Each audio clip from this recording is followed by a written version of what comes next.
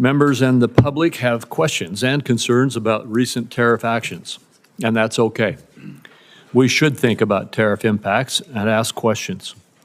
Thoughtful and respectful debate on these issues is good and is why we call hearings like this one with the U.S. Trade Representative.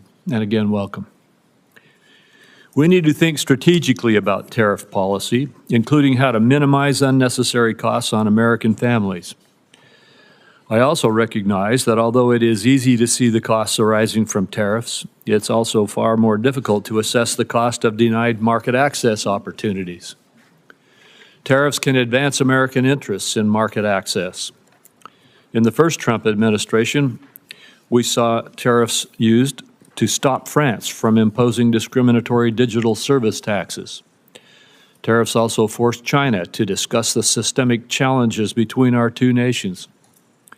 Frankly, every enforcement action, whether it's a WTO dispute, a Section 301 investigation, or a preference program review, ultimately relies on the threat of tariffs to secure objectives. Accordingly, it's important to contextualize the tariffs in the design of the larger policy.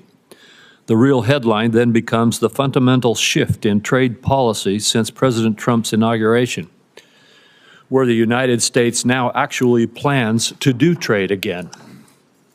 My colleagues and I in Congress want to pursue a real trade policy. That was put on hold during the Biden years.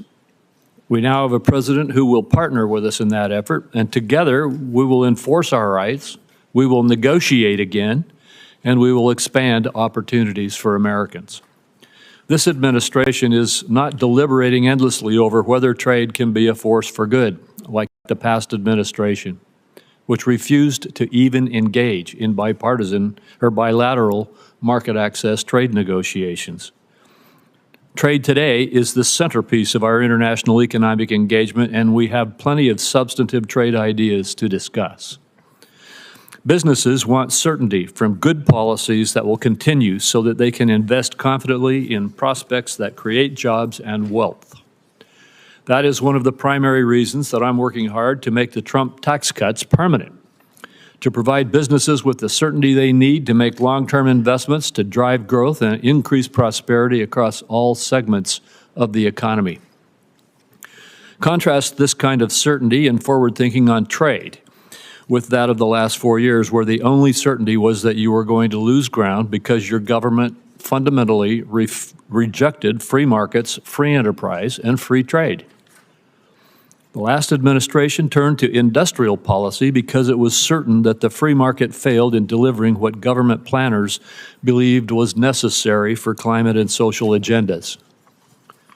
Indeed, China's central planners saw their own strategic thinking in the Inflation Reduction Act's approach of bestowing massive subsidies to stimulate investments that the market would not.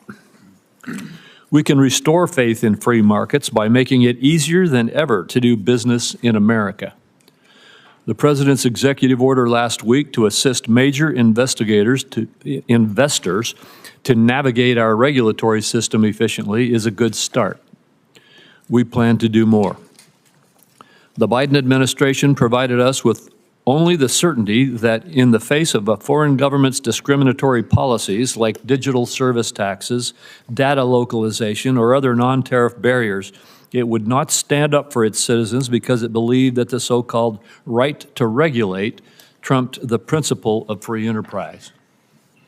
Respectfully, democratic governments do not have rights. They exist to secure rights for their citizens. One immediately welcome change under the Trump administration appeared last week in the USTR's National Trade Estimate. Last year, the Biden administration deliberately cut from the estimate a number of discriminatory measures imposed on America by foreign governments because it sided with those governments over our citizens. This year's estimate is exhaustive because the administration carefully identified all of the ways that Americans lose out in the global marketplace. Finally, the validity of free trade will be seen again. The last administration did not pursue market access in its negotiations.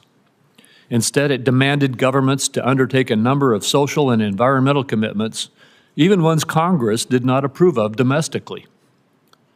Not surprisingly, our partners did not put their trust in such negotiations.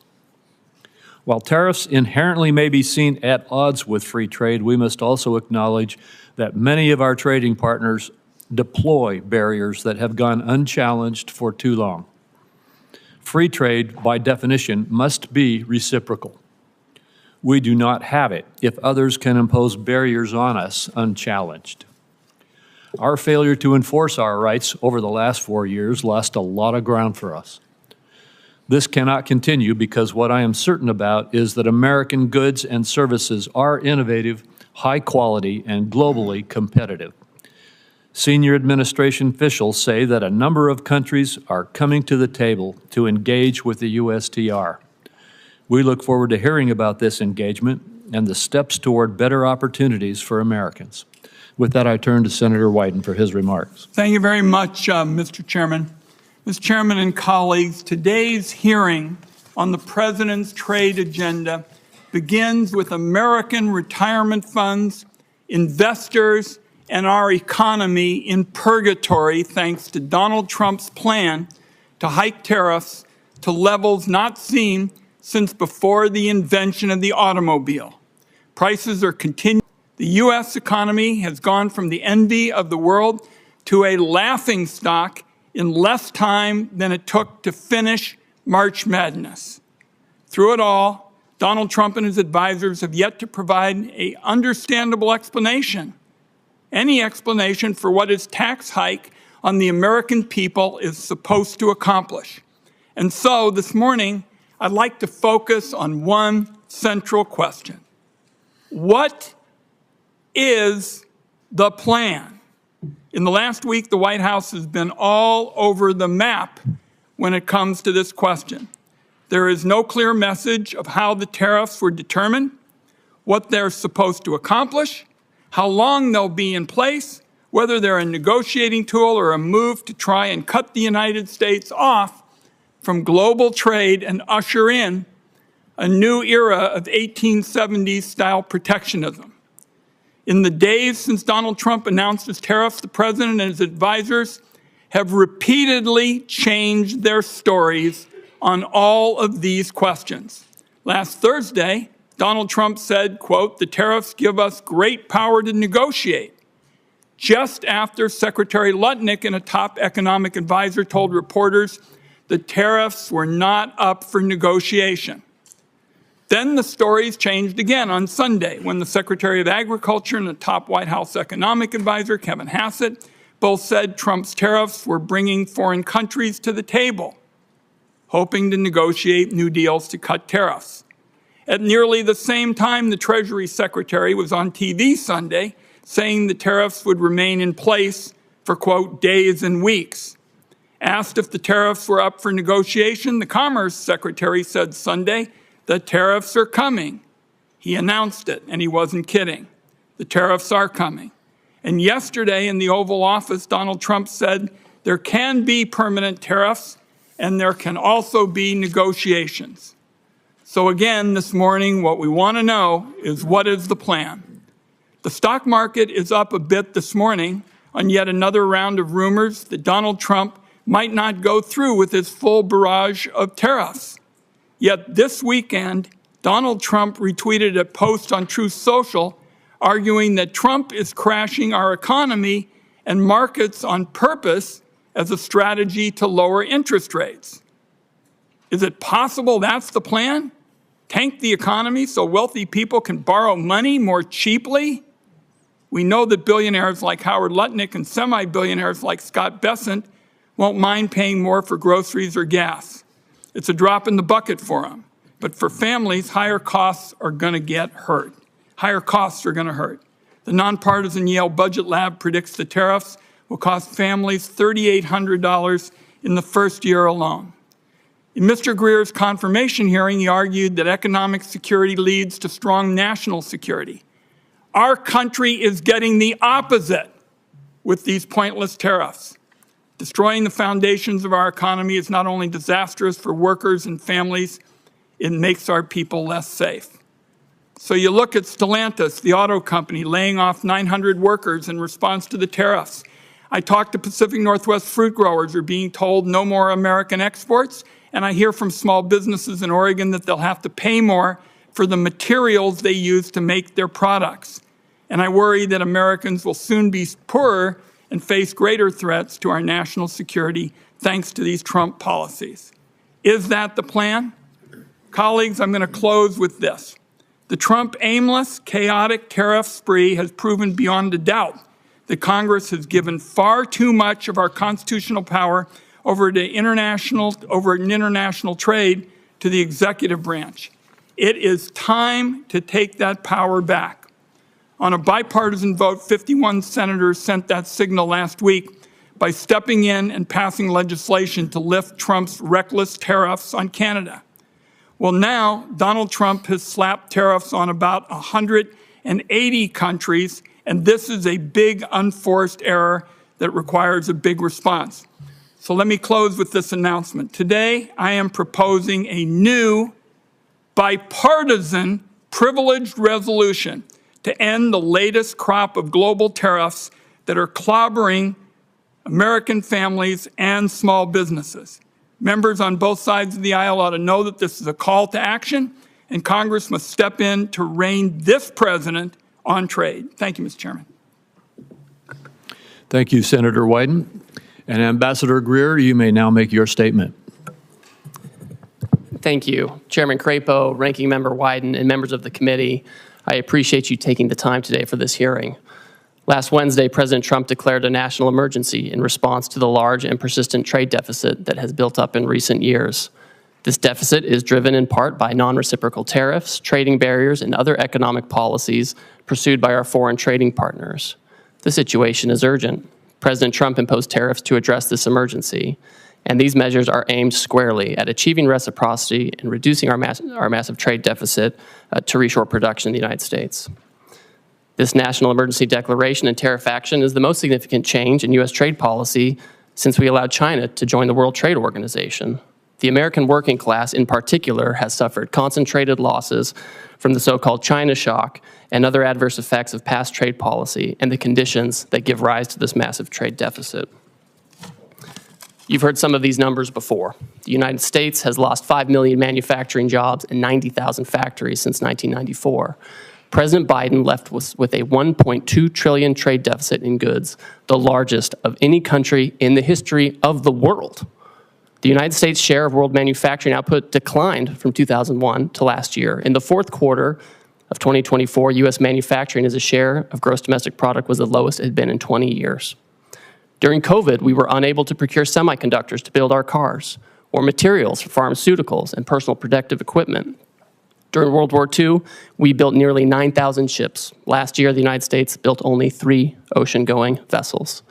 Our agricultural trade balance, which historically resulted in trade surpluses for our farmers, was in deficit the last 2 years of the Biden administration and likely will take some time to recover. These are all serious indicators of an economic and national security emergency, and we can't ignore it. One important driver of these negative trends has been unfair, unbalanced, and non-reciprocal trade. This includes the effect of higher tariffs imposed by other countries on the United States, the effect of non-tariff measures that promote other countries' exports and obstruct U.S. exports, and other foreign economic policies favoring overproduction and degrading America's manufacturing capacity.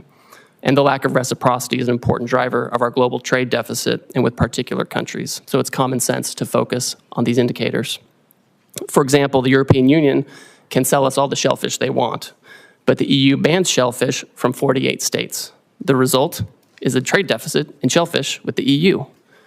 We only charge a 2.5% tariff on ethanol, but Brazil charges us an 18% tariff. The result? We have a large trade deficit in ethanol with Brazil. Our average tariff on agricultural goods is 5%, but India's average tariff is 39%. You understand the trend here. Our trade deficit, driven by these non-reciprocal conditions, is a manifestation of the loss of the nation's ability to make, to grow, to build. And the president recognizes the urgency of the moment.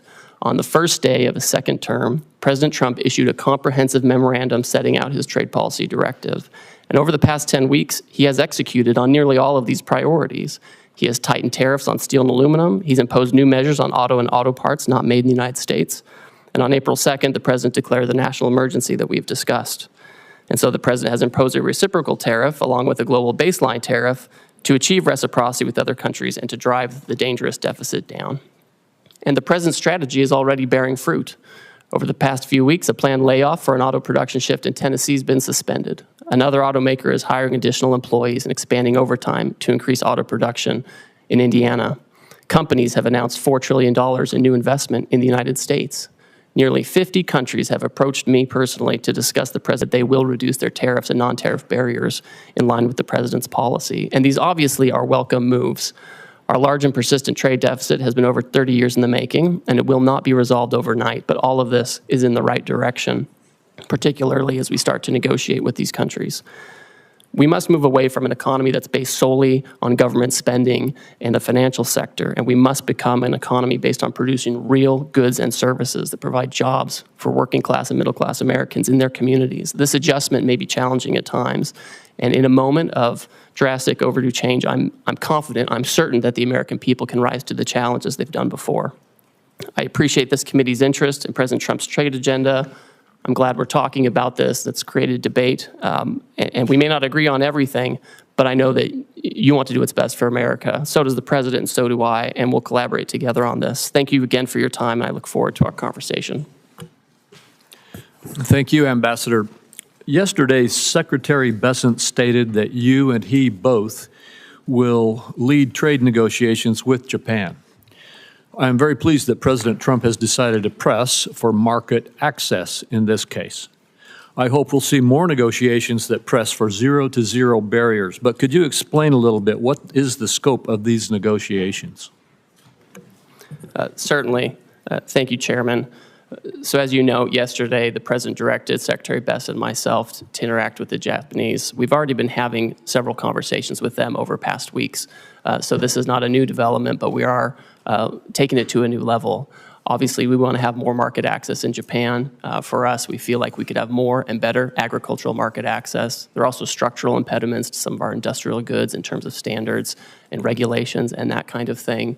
I also think that there are things we can do with our trading partners, things that aren't always purely in the trade sector with respect to economic security, whether it's export controls alignment or investment screening alignment or energy, making sure that our partners are tied up with us with respect to liquefied natural gas and other resources, as opposed to being dependent on other countries that may not be as friendly. And so I think all of these factors will go into these discussions with Japan in the coming weeks. Well, thank you. And as you indicated in your testimony, you've been approached, the administration or you have been approached by about 50 other countries already. I assume that the objective in these approaches, and I assume that there will be discussions and negotiations with them, but first, could you verify that? Is the objective here to engage in market access negotiations with these countries? Chairman, as these countries approach us, the idea is that we've had years and years of non-reciprocal access, and it's contributed to these trade deficits. As the countries come to approach us, what we've told them is, if you have a better idea to achieve reciprocity and to get our trade deficit down, we want to talk to you. We want to negotiate with you. And it goes both ways. Sometimes they have exports to us that are driven by subsidies and unfair trading practices. And then obviously they have non-reciprocal treatment on their end where they block our exports, sometimes through prohibitive tariffs, quotas that are not administered in the appropriate way, or other unfair trading practices. So these are the kinds of things that should be targeted. And I don't want to prejudge the negotiations, but if they're able to provide an alternative plan that can further these objectives, I think we're open to that. Well, thank you.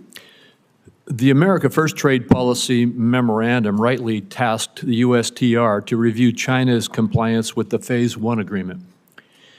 Under the agreement, China is obligated to purchase more U.S. goods and change basic practices and laws, the so-called structural commitments.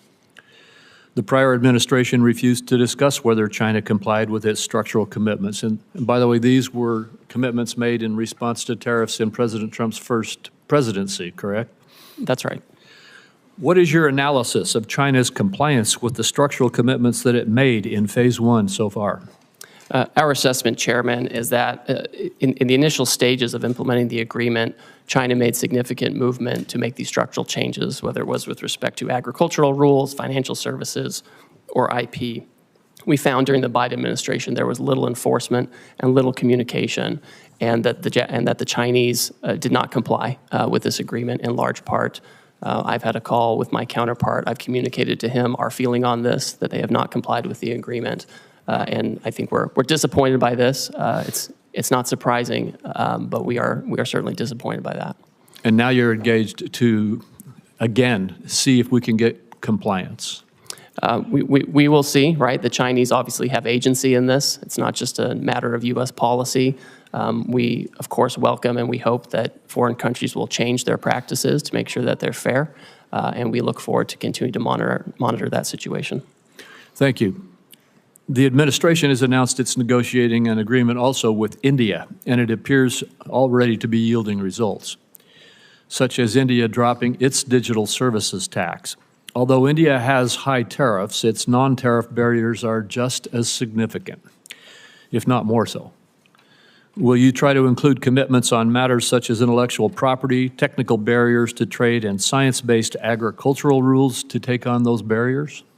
Yes, and I have a standing call with my Indian counterpart to address these very issues.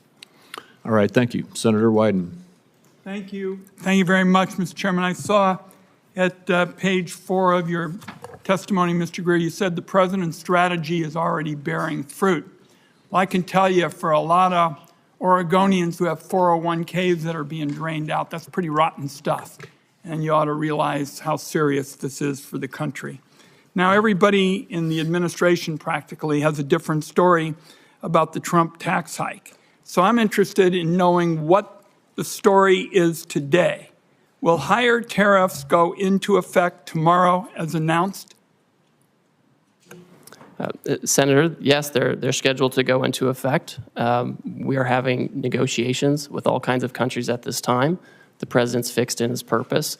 The nature of the emergency that I discussed earlier is not something we can wait on anymore. So we will have the president's plan go into effect, and we're coupling that with immediate negotiations with our partners as they seek to. So it's not a question of something being scheduled. You're committing this morning that they're going to go into effect. This is what the president has said, Senator. For how many countries? I understand it's over 50. That are negotiating with Yeah. us. We have about 50 that have come to speak with us, and I'm constantly talking to my counterparts. I have staff right now at USTR meeting with others, and we will have the tariffs in place, and if the other countries can come to an agreement on reciprocal trade, then that's something that the president can consider. I don't want to prejudge the negotiations or the president's decision, but that's what we're doing. Now, you've said you've been negotiating deals. Foreign countries have already retaliated against our farmers and ranchers and small businesses. How can you commit that negotiations are not just going to stop bleeding, but are actually going to open up markets that the Trump tariffs have closed off? So, Senator, we've already had many countries, many of our markets, explain that they are not going to retaliate against the United States. And in fact, Vietnam, for example, they've lowered their tariffs already on cherries. They've lowered them on almonds and apples, things that I know are important to the Pacific Northwest. And this is exactly the right direction that we want to go in. I look forward to hearing from you what other kind of market access you want as we enter into these negotiations. What's the status of China? As you know, that's a big market for us in the Pacific Northwest. What's the status of discussions there? I don't see much progress. What I see is it looks like it's going to escalate and escalate some more and hurt our consumers and our small businesses in our part of the world. Well, Senator, unfortunately, China for many years seems to be choosing its own path on market access. Again, they have agency in this. They elected to announce retaliation. Other countries did not. Other countries signaled that they'd like to find a path forward on reciprocity. China has not said that, and we will see where that goes. I think we need to work with our closest friends to make sure that we have trading arrangements that work. And if the Chinese are open, we'll see what. But they haven't signaled that at all. So I don't think that's in the very near term with China. I just am concerned that there's no strategy at all. I'm committed. We understand in the Pacific Northwest what the stakes are. To have a smart, tough. Senator, I appreciate your concern. I want to keep having a conversation with you about this. But I see a distinct difference between those countries who who have come to us and they said, we understand your issues, we understand the deficit, we understand your desire for reciprocity, and we want to work with you on this. And the Chinese approach, which has been, we're going to retaliate, we're trying to remedy a situation. We're trying to remedy a situation that's persisted for many years. And it would be wonderful if the Chinese agreed with that and wanted to persist in, work with us on that. But that's not where they are. And the president has recognized this, and he wants to focus on other partners. Let's talk before my time is up about services. The United States is a services powerhouse, from travel and technology to finance and media. Our services industry account for nearly 80% of the U.S. GDP and 8 out of 10 American jobs. Other countries are responding to Trump's global tariffs by retaliating against American services. Can you explain how your tariff actions aren't putting our services exports at risk like so much of your trade policy? Senator and Chairman Crapo mentioned this.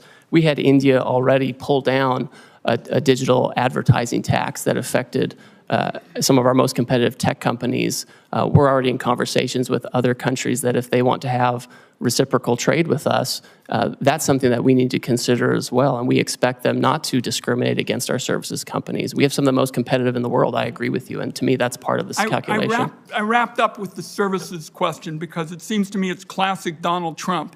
Really good at talking about problems, even saying that there is some reason to go forward, identifying a problem, but pretty damn bad at fixing them. And there's going to be a whole lot of collateral damage in the process if you all continue with these trade policies in services and in other areas. Thank you, Mr. Chairman. Thank you, Senator Cornyn. Ambassador Greer, thank you for being here today. I know there's been a lot of discussion about tariffs, but would you just briefly discuss non-tariff barriers to trade? In other words, the barriers that countries put up to deny market access from U.S. exports into those countries that aren't tariffs per se. Yes, thank you, Senator. I have here in my hand a book that's become very popular in recent days. This is the National Trade Estimate on Foreign Trade Barriers, and the Office of the United States Trade Representative puts this together with input from civil society, unions, industry, business, small business. And this is 400 pages of all the non-tariff barriers that you're talking about. Just a few examples. India, huge trading partner, they restrict imports of ethanol for fuel use by using restrictive import licenses. These are the types of border measures that don't sound very sexy to talk about, and they don't make for a great soundbite, but these are the things that actually block our exports, where they have licensing regimes or they have fake science that they use to block our imports.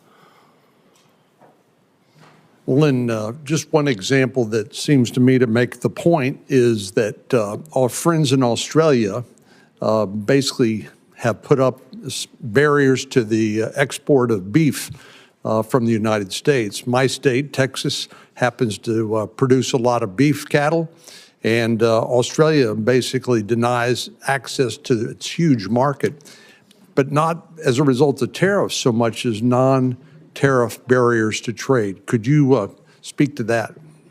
Yes, Senator, and it's always surprising because we have a free trade agreement with Australia, and we would expect that we would have fair and reciprocal trade.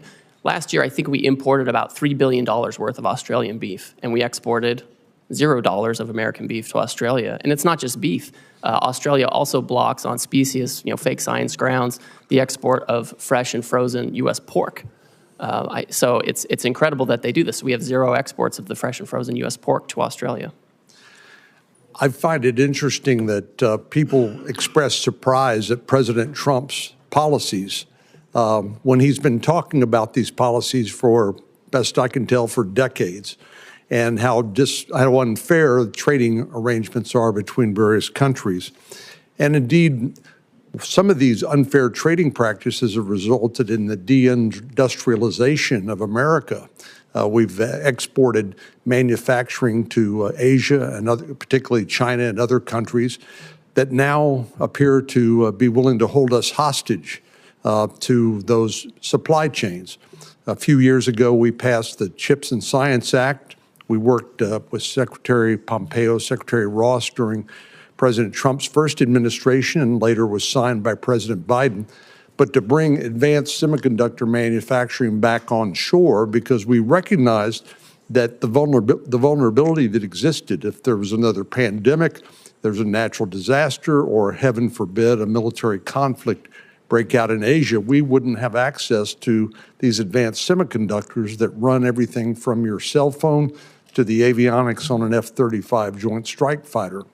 But China has basically held us hostage and continues to use some of these vulnerabilities to our detriment. For example, critical mineral processing. Would you speak to the vulnerability that exists as a result of China basically processing 90% of the critical minerals in the world that are essential for our daily lives? Yes, Senator, and that figure is always one that gives me great concern, the 90% of the processing. We do have critical minerals in the United States. We have lithium here. We have other critical minerals here. And a lot of it is that China has centralized the processing of minerals, right? We have in the Western Hemisphere, in Bolivia, in Chile, we have all kinds of critical minerals, and that's in our hemisphere. But they get sent to China, they're processed, and they come here, and then if China wants to exercise economic coercion or other practices, they do have a stranglehold on these kinds of things. That's a very dangerous situation to be in. I mean, this is part of the urgency of what we're talking about. And I think as the Trump administration certainly takes action on trade, but also takes action on the environmental side and permitting and regulation, that's an area where we can actually have more of that activity here in the United States, or we can work with our trading partners to try to incentivize production there as well. Thank you very much. Thank you. Senator Bennett. Thank you, Mr. Chairman. Ambassador, it's good to see you again. Could you talk a little bit about the relationship of the tariffs that you have put on and rising prices for the American people? What is it the American people should expect to be able to suffer as a result in terms of rising prices? I understand your position is that the long-term gain is worth the short-term pain, but what is that short-term pain going to look like? So Senator, I think we can look at, I think we should look at history and data for this. You know, it's hard to project what's going to happen with prices, but we know in the first Trump term, the president imposed historic tariffs on China on an enormous amount of goods coming from China. And during that time, inflation went down by 0.1%. During the Biden administration, the historic inflation was not on imported goods or related to tariffs that President Biden put in place. It was related to, frankly, services, healthcare, education, et cetera. So I think there's not really a one-to-one on tariffs and price effects, and so many things go into price. I know you think I'm probably like dodging and weaving on this, but I'm looking at data, sir, yeah, and the data shows it's not one-to-one. I know you're smart enough to know that the likelihood is that prices are going to go up for the American people as a result of the tariffs that you put in place. Do you disagree with that? Oh, I mean, when you say that the American, in your testimony, that you expect the American people will bear the burden, or that, and I'm sure they will bear any burden on some level. But what do you think that burden is actually going to look like? Well, I think the challenges, frankly, are going to be more for companies that are largely dependent on imports from China and Asia, where they have to adjust their supply chains in a quick set of time. Yeah. And the way the tariffs get allocated between the foreign producer and the importer, that's where the majority of and we have a bunch of those companies in Colorado, and I know that. Osprey Packs, for example, they probably don't want me to mention them, but I will. And in Southwest Colorado would be a very good example of that. I mean, they are very dependent on the supply chain from Vietnam, and they probably are really worried today about what's going to happen, which a lot of people are. I mean, I think one of the things about the situation we find ourselves in is the degree to which we've now created huge uncertainty in our economy, and I'm worried that that is going to result in a lack of investment, capital investment. You mentioned some new investments that have been made in our economy, but I think that anybody who knows anything about the economy knows that uncertainty results in people freezing up, a paralysis, a lack of investment, which is going to make it hard for our economy and may actually provoke a recession. Could you comment on your concerns about that and how you're thinking about that? And I have one more question before I'm out of time. So Senator, the best way to have certainty is to build in the United States, right? That's the best way to have certainty. But that's going to take a long, long time. And what's going to happen in the meantime, do you think? So, Senator, we have, I would say, dilly-dallied for years on this issue. We've done these broad studies, which are interesting and helpful that we saw come out of the Biden administration. Right. But we have to act. I can't sit for 3 years and try to fine-tune something. I hear you. I hear you say that. But you could have made a different choice, which was to strategically target a geography, to strategically target Beijing, strategically target certain industries where, all industries in America weren't affected at the same time. You didn't make that choice. I mean, you're in the midst of having trade negotiations with 90 different countries at the same time by your own testimony, all of whom can make their assessment, I assume, these are sophisticated people, about where the pressure points are on you, where the pressure points are going to come for us to not necessarily get the best deal because we're spread all over the globe negotiating every one of these agreements at the same time, rather than a more strategic approach, which would have had the benefit of giving us, I think, a much greater degree of certainty about where we were headed. Obviously, you made a different choice, and I'm just curious about how you think about your responsibility. How you think about that. So I would note, and I think it's thoughtful to think about things in this way. If you look at the results of the reciprocal tariff, the Western Hemisphere generally is at the lowest tariff rate. If you look at where we have our largest problems with non-reciprocity and deficit countries, it's mostly in Asia. And so you do actually see pretty strategic outcome with respect to promoting production in the Western Hemisphere as opposed to where we have all this overproduction in Asia that's given rise to our current problems on trade. I would just say in closing, Mr. Chairman, that's true. What the ambassador said is true, but it still doesn't, I still cannot fathom why we are treating Canada and Mexico, our largest trading partners, basically the same way we're treating Beijing. It doesn't make any sense to me. It makes no sense that we would do it all at the same time like that. And we're going to have to stay on it, which is why some of us have introduced legislation to make sure that Congress begins to take its appropriate role again in making these very important trade decisions. Thank you for your testimony. Thank you. Senator Lankford. Mr. Chairman, thank you. Thank you for the work that you're doing. You've got a lot on your plate, and appreciate the focus right now on this. Let me come from a perspective of a lot of Oklahoma farmers and ranchers and manufacturing folks and retail folks, and quite frankly, folks that sell to retailers that are in Oklahoma. They've got several questions that they've actually sent to me pretty quickly, so I want to be able to bounce a few of those. The goal of this is to do more trade internationally, that the United States would be able to manufacture here or produce here and sell more internationally, and that we would have that opportunity to have increased market access. Is that correct?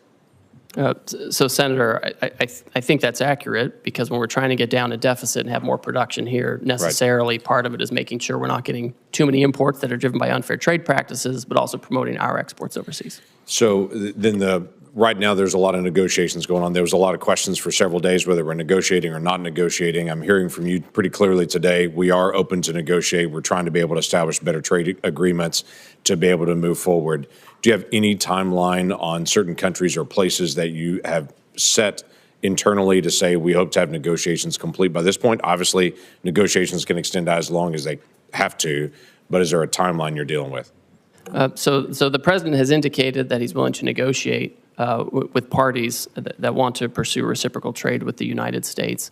We don't have any particular timeline set on that because, as you pointed out, Senator, the outcome is more important than setting something artificially for us. What I can say is I'm moving as quickly as possible, and a lot of these countries are moving very quickly, and we're working on the weekends, we're working at night as folks want to engage on this. Now, I will say, I know you want to ask something, the trade deficit has been decades in the making, and it's not going to be solved overnight.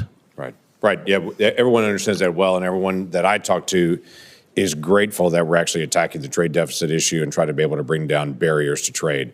They also want to get a timeline. Let me give you, for instance, I've got an Oklahoma company that several years ago spent millions of dollars to be able to move out of China. They moved into Vietnam for production because literally what they're producing, the parts were not created in America. So they were looking for other places to go. They spent all the money, spent all the time, shifted out of China, got to Vietnam, and established there. Now they're saying, we've got giant costs in Vietnam at this point.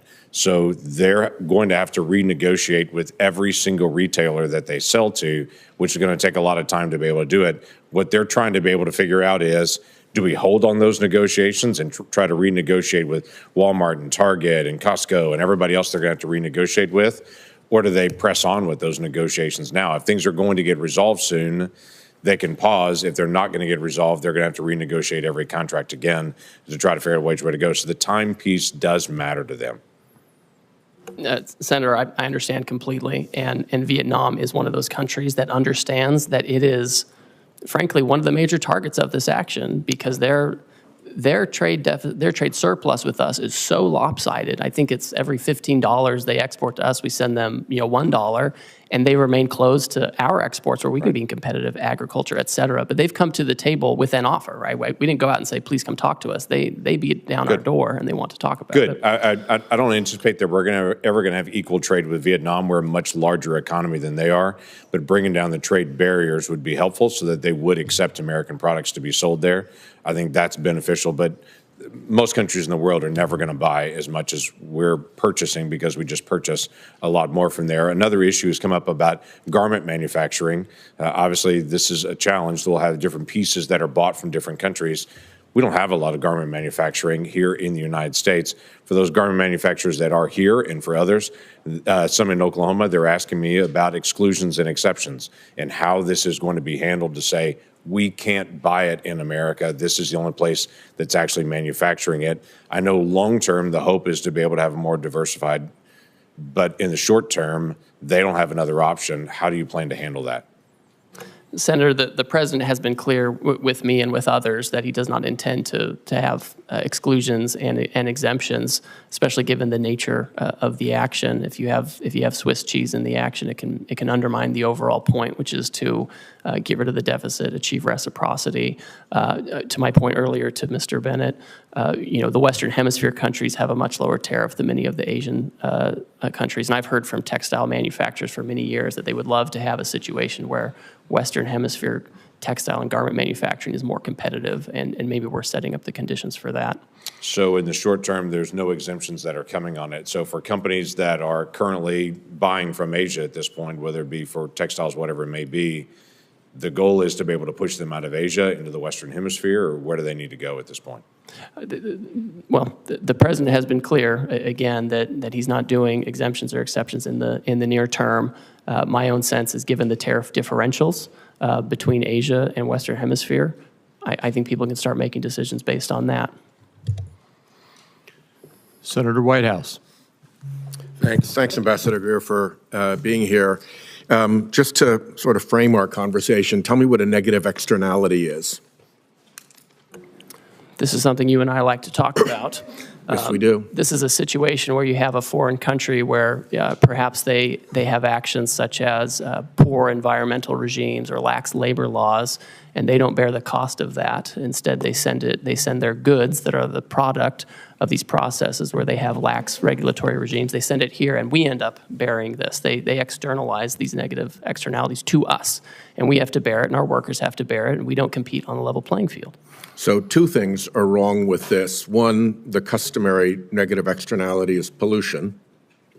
And to the extent, for instance, on an issue I've done a lot of work on in bipartisan fashion, plastic in our oceans. Now it's in our drinking water, it's in breast milk. I mean, we've really gone down a very weird pathway with respect to plastics. If China, for instance, is responsible for dumping 60 or 70% of the plastics into the Pacific, then that's a harm to us, correct? Yes, I agree.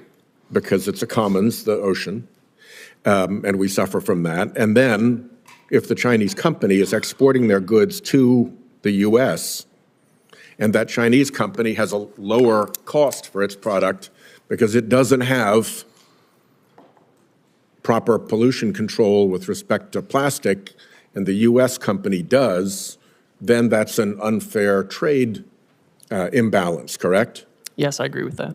So two things are wrong when we get into this situation of foreign countries allowing pollution that our companies pay to prevent. That's right. And that's an appropriate place for tariffs to be deployed to offset that trade imbalance and help protect the commons from this particular tragedy, correct? I think trade action can be appropriate, and when the president announced his reciprocal tariff regime last Wednesday, he specifically referred to pollution by other countries in his speech. You may not have listened to it, but you may want to go back and listen to that part, because that's very true, and I agree with you. Well, it might be the only place in which the administration shows the slightest interest in pollution, so good for that. The issue of plastics is, I think, a pretty significant one. Again, there's been a lot of bipartisan interest. I even went up to the Oval Office during Trump 1 to have one of my bills signed by the president, and he gave a very animated riff on Asian countries polluting our beautiful oceans and how it comes ashore very often in Alaska by the ton along their beaches. So I hope this is an area we can continue to work together. And in particular, I hope that you'll sit down with me and Senator Cassidy on legislation that we are working on. Will you give us that meeting? Senator, I'll take any meeting with you that you would like to talk about this issue. And Great. I'd like to Well, also we'll let you sit down with Senator Cassidy's team and have a conversation there. The other thing I wanted to flag for you is that you pretty well successfully deflected all of Senator Bennett's questions about what the immediate impact looks like in the short-term pain for the long-term gain. I just want to flag for you one issue that is very important to me. Rhode Island is a small business state, right? We don't have a whole lot of big mega corporations there who can balance things and move things around. Canada is our largest trading partner. We have companies who fill an important niche in the global supply chain, and particularly in American companies' supply chains, because they get something from Canada, or let's say China, could be, but Canada's our major trading partner, and they process that thing, and then they put it into the supply chain for the larger corporate entities.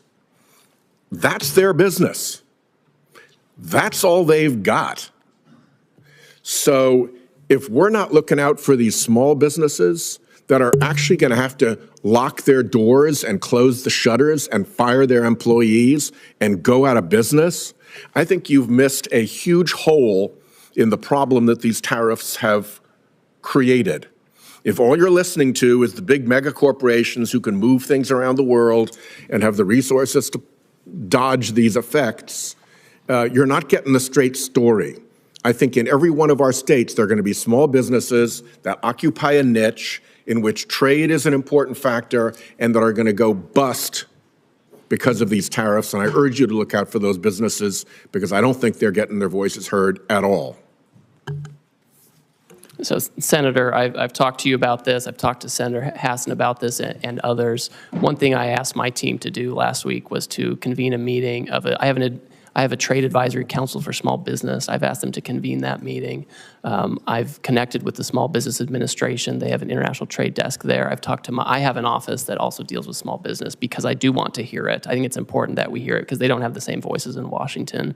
I will say right now, Canada and Mexico, things coming from Canada and Mexico that comply with the United States-Mexico-Canada agreement come in duty-free. They continue to do so if they follow the rules. If they don't follow the rules and are trying to put in Chinese stuff, that's going to be tariffed.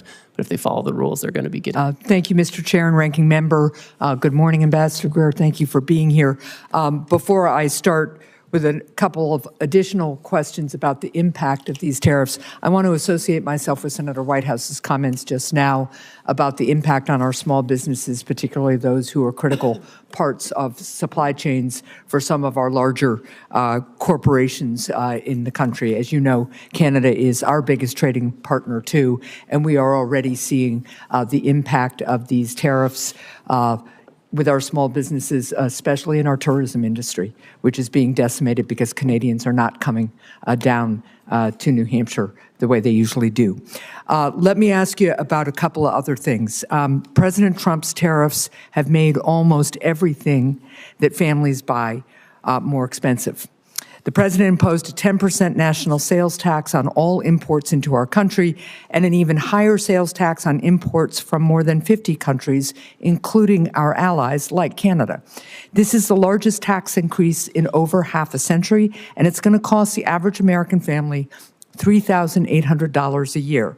Their morning cup of coffee will cost more, so will new shoes for their kids, and so will fresh fruit. So my question to you, Ambassador, is how much revenue from the president's national sales tax will be used to give tax breaks to billionaires? So, Senator, as you know, any kind of tariff revenue that comes in to the United States government, it goes to the Treasury, and Congress will decide what happens to that money.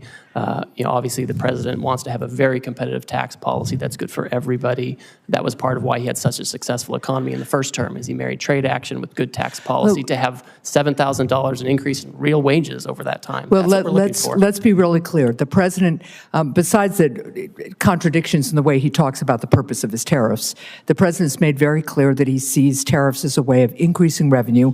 At the same time, he's working with the majority in Congress to give additional tax breaks to the wealthiest people in the country at the expense of working people who are going to be paying more for everyday goods they absolutely have to pay, goods they were hoping were going to cost less, given the president's campaign promises. But of course, he isn't keeping to those campaign promises as prices continue to go up. Now, the president's national sales tax is increasing prices for families. It's also causing huge losses in Americans' retirement savings. Ambassador Greer, would the administration reverse course if the president's tariffs led to 10% inflation? Senator, the president is fixed in his purpose. This trade deficit and the offshoring and loss of manufacturing jobs is something that's persisted for too long, and it's dangerous. I understand your justification for the policy, even though there are some very contradictory justifications coming out of the administration. But my question is, what's the inflation rate where you guys would reverse course? 10% inflation that I just asked you about, that is higher inflation than we saw at the peak of the COVID economic crisis. But you aren't going to say here today that you would reverse course even if you created inflation as high as we had at the peak of the COVID economic crisis. I think the most serious inflation we saw was during the Biden administration. When we did tariffs in the first term, inflation went down. I just don't. It's not going to be a one-to-one. Inflation about how much money you're putting into the supply. Well, let's just be really clear that the Trump administration is here today to say that even if inflation hits Americans' pocketbooks at 10% because of these tariffs, then the Trump administration is still going to go charging ahead. So, Ambassador, would the administration reverse course if the president's tariffs caused a 50% stock market crash, which would hurt Americans' retirement savings even more than they've been hurt in the last 10 days or so? Senator, the fundamentals of the economy are so strong. We had 228,000 jobs last month. We have 9,000 additional manufacturing jobs from the month before. Your answer is even if the stock market crashes 50%, which is how much the stock market crashed in the Great Recession, you're not going to say here today that you would reverse course even if you crash the stock market and harm retirement savings as drastically as happened during the Great Recession in 2007. Senator, your hypotheticals are not consistent with the history we have seen with the use of tariffs. My hypotheticals are based on the fact that a lot of Americans are looking at their 401ks today and wondering how much of a lifestyle change they are going to have, or whether they're going to be able to retire when they plan to, because of the recklessness and haphazard nature of the Trump administration's imposition of tariffs. Nothing was thought out about this. This has been a haphazard, incompetent effort, and it's showing. Thank you, Mr. Chair. Thank you. Senator Cassidy. Hi, Mr. Greer. Thank you for being here. When I speak to my rice people and my shrimp people back home, they say that the tariff barriers and the subsidies by other countries for those products are so much that it is putting some of our shrimpers and some of our rice people either out of business or in incredible financial binds. And so the fact that the president is attempting to address these, as well as the non-tariff trade barriers, is incredibly important. Let me first say that. But I also hear from my producers that the mean tariff being selected to apply to a country may not account that for rice, for example, the tariff is much higher for that particular product, and that it is not adequate to address that which is taking place. Any thoughts on that, and how can we have something more particular for products which are really over tariffed? Yes, thank you, and I appreciate that concern, and the tariff rate applied to many of these countries again was a countrywide rate. It wasn't product specific. My sense is if countries come to us and they expect to have some kind of a different plan, they will need to change these things, right? And they will have specific products, specific barriers that they would have to address. Right, or else, the president, again, he's fixed his purpose. He wants to see production back here. He wants to see our agriculture producers doing well. And these countries just have to have reciprocal trade with us. And that means taking care of the types of barriers and tariff rates you're talking about. So it sounds like you, one of the things I think they want to know is that since shrimp might be a relatively small part of trades with some of these countries, that the interests of, for example, shrimp will not be sacrificed in part of a greater whole. No, I think, and I saw a really interesting article today in the New York Times on shrimp. You may have seen that, where the tariffs have actually given a bit of a lifeline to these shrimpers. And I think that if there's going to be any kind of change to any of this, and I'm not going to prejudge that, we have to make sure that our industries are protected adequately, so we don't go backwards with the deficit. Let me ask, in the President's America First trading policy, there's several sections relating to free trade agreements and how they will be evaluated. Senator Bennett and I are working on an America's Act, which would be a hemispheric trade policy, which would have several purposes. One, to strengthen those ties. Secondly, to keep the Chinese from making the incursions that they are absolutely making throughout the hemisphere. Some are calling the Caribbean a Chinese lake. And so this would allow us to push back upon that. Can you share anything regarding the analyses of the free trade agreements we have within our hemisphere, and then specifically on countries like Argentina who would like an FTA with our country? Certainly. I would say that we are first and foremost focused on addressing this emergency and the reciprocal tariff action and implementing it appropriately. With respect to relations in the hemisphere, any kind of trade arrangements with these trading partners, I think, need to be coupled with strong rules about third countries. What I don't want is a situation where these countries are using, their export platforms to incorporate content and goods from, China or other Asian countries, where we have a real issue with our deficit and offshoring of manufacturing. I would expect any kind of changes to these arrangements to be accompanied by changes in rules of origin to ensure that the United States and U.S. workers are really benefiting from these agreements. So nothing from an FTA in general, but the specific of where it's being used to circumvent the intent of the FTA is the concern of the administration. Yes, that's certainly a huge concern. And again, the president wants to see factories back here. The most certain way to not have a tariff is to build your factory in the United States.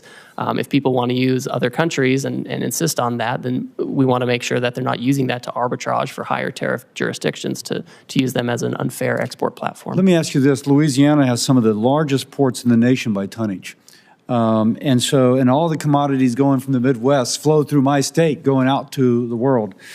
Earlier, USTR proposed imposing like $1 million for every vessel built in China. And I'm told that if the Koreans have a fleet of 50 and 5 of the ships are built in China, then the $1 million would apply to all 50, not just to the ships that are built in China. Now, that would clearly impact a ship coming to the United States to offload. if you will, impact my ports and the ability of our goods throughout the nation to move through the Mississippi. Is USTR going to hang by that or considering modifying that? Can you kind of give us any idea about that? So to address the lack of shipbuilding in the United States, USTR's proposed actions are just those. They're proposed actions. They're a series of potential remedies that could be used to incentivize shipbuilding in the U.S. They're not all going to be implemented. They're not all going to be stacked. We've asked for a lot of input, and we've had a hearing on that. We've collected comments. We've reviewed it. I've met personally with certain stakeholders during that time period, and I think the President will look very carefully to make sure that we have the right amount of time and the right incentives to create shipbuilding here without impacting our commodity exports. Okay, thank you. I yield. Senator Cortez Masto. Thank you, Mr. Chairman. Ambassador, as USTR's Chief of Staff in the first Trump administration, you oversaw the negotiation of the U.S.-Mexico-Canada agreement, the USMCA, and the renegotiation of the Korea-U.S. Free Trade Agreement, the KORUS. President Trump signed both of these agreements. He called the USMCA a colossal victory, and KORUS a historic milestone. And yet, with President Trump's new blanket tariffs, he is ripping up these agreements with our allies that we negotiated with. Why would any country want to do business with us, much less negotiate a trade deal, if we don't even honor our ongoing agreements? So, Senator, we are the consumer of last resort. These countries have to sell here. They have, many of them, especially in Asia, have built their entire economies around exporting to us. They're very dependent on it, and that's part of why we have this huge trade deficit. With USMCA, those parties continue to enjoy duty-free treatment for many of the products that continue to comply with the rules that were set out 5 years ago. There's a big concern, Senator, that we did not have adequate other protections to stop the flow, particularly of like autos into the United States. But there was a process for you to renegotiate that agreement this year. We talked about that in my office. Isn't that correct? That's correct. And it wasn't to do these blanket tariffs, correct? What we have to address is an emergency, Senator. That's true. And you should be honest. At least as you sit here, as you were in my office, be intellectually honest. Now, let me just ask this, because this is also true. And I so appreciate my Senator Langford asking this. Time matters. How long did it take to negotiate that agreement, the USMCA, that you were part of? We did it at breakneck speed. We did it in about 2 years. 2 years. And now you're telling us you have nearly 50 countries coming to you, approaching you to enter in a negotiation. And you think that you can do that overnight? India. Man, you're pretty superhuman here, if that's the case. So let's be realistic. That's all we're asking. Common sense and realism here, Ambassador, as you sit here before us. And let me talk about something else that is really important for my state, and I think this entire country, because this administration is forgetting that we have $1 billion economy when it comes to tourism into the United States. People know Las Vegas. My state is Nevada. We rely on tourism to our state, and now we're seeing an impact because of these tariffs, not just from Canada, but I am hearing from so many that are in the tourism and kind of leisure industry. We are seeing impacts because now this $1 billion industry of international tourism is having an impact on our economy. And this is a service industry. Let me just say this. I'm kind of offended by your testimony today that says we must accept self-inflicted economic pain, and I quote you by saying, to become an economy based on producing real goods and services. What does that mean? What does that mean to my service industry and every service industry across this country that relies on tourism and travel? That is the backbone, really, of part of our $1 billion economy. What do I tell them? That they just have to suck it up? That they're not really part of this real services? That you have another idea for the jobs that they should engage in? What do I tell them? Oh, Senator, of course those are real services. The whole, so what are you doing about the impact what are you doing about the impact of international tourism and now these blanket tariffs having a negative impact? What are you doing to address that? The whole sentence, Senator, said that we need to get away from government spending as funding our economy and financialization, and we need to move to real goods and services, including the tourism you're talking about. So what are you doing to impact the negative impact of tourism right now? Well, one thing I'll say is we can't have the status quo. right? I keep hearing that we should have, essentially what I'm hearing is we should have the status quo. We should keep the $1.2 trillion trade deficit that Biden left us with. I'm asking you, and I don't think that's adequate. what are you doing in this administration to address now the impact that you're having with these blanket tariffs, not targeted tariffs, blanket tariffs, on international tourism that is a big impact to our economy? What are you doing to address that? Well, Senator, as we're talking to all of these countries, we are talking about services. We are talking about making sure that we can export services to other countries. A lot of those that we export are, we have Well, let digital me say I only have services, so all much kinds time, of and trade. apparently you're not. So here's what I would like, because you haven't thought about this, and the administration hasn't really thought about it, because I haven't heard anybody talking about tourism. So why don't you come talk to me in my office, and let's talk about and put a plan together, because these blanket tariffs are having an impact on tourism in my state and across the country. Senator, So I'm happy to instead come of talk just to you. defending it, why don't you just come sit down with some of us and try to address the concerns that we are seeing and feeling in our states that this administration has not taken into account? I'm happy to come speak with you. Thank you, Senator. Senator Grassley. Ambassador Greer, thank you for being here. I've made very clear throughout my public service that I'm a free and fair trader. The Constitution gives Congress the authority to regulate interstate and foreign commerce. I believe that Congress delegated too much authority to the President in Trade Expansion Acts of 1962 and Trade Act of 1974.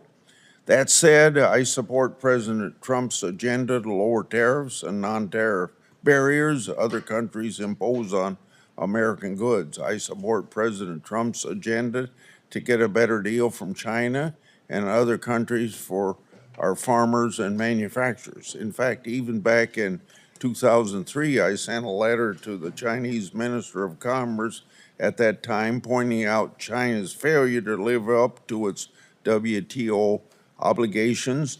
And then I went further in 2018 when I was on Senator Daines' Codell. I told top Chinese leaders I made a mistake supporting China in the WTO. That's why during the first Trump administration, I was supportive of President's agenda to get fair trade with China. At the time, I raised alarm bells when tariffs are used. We all know agriculture is usually the first place of retaliation. In response to Chinese retaliation to tariffs, the first Trump administration set up the Market Facilitation Program for farmers, which gave direct payments to farmers affected by the tariffs. This helped farmers weather the short-term impact of trade retaliation. But as you know, farmers still overwhelmingly want to get their money from the marketplace and not from a government check. So far in this administration, we've seen even more sweeping tariffs, with some countries already retaliating agriculture, including China. I have been very vocal in my wait and see approach to these tariffs because I believe President Trump and you, Mr. Ambassador, are using them to get fair trade for Americans with many countries. If that's not the case, level with me. So to help farmers in the meantime, instead of relying on payments from the government, I'm going to give a suggestion that you don't have much to do with, but the administration could move very quickly to increase RVOs, on the renewable fuel standards so that farmers get more robust domestic markets for their crops. And one place to start would be where the Biden administration came up short with RVOs, only 3 1/10 billion over a 3-year period of time on biodiesel, to make that 5.3 as far as you can see into the future. That would very dramatically increase soybean prices.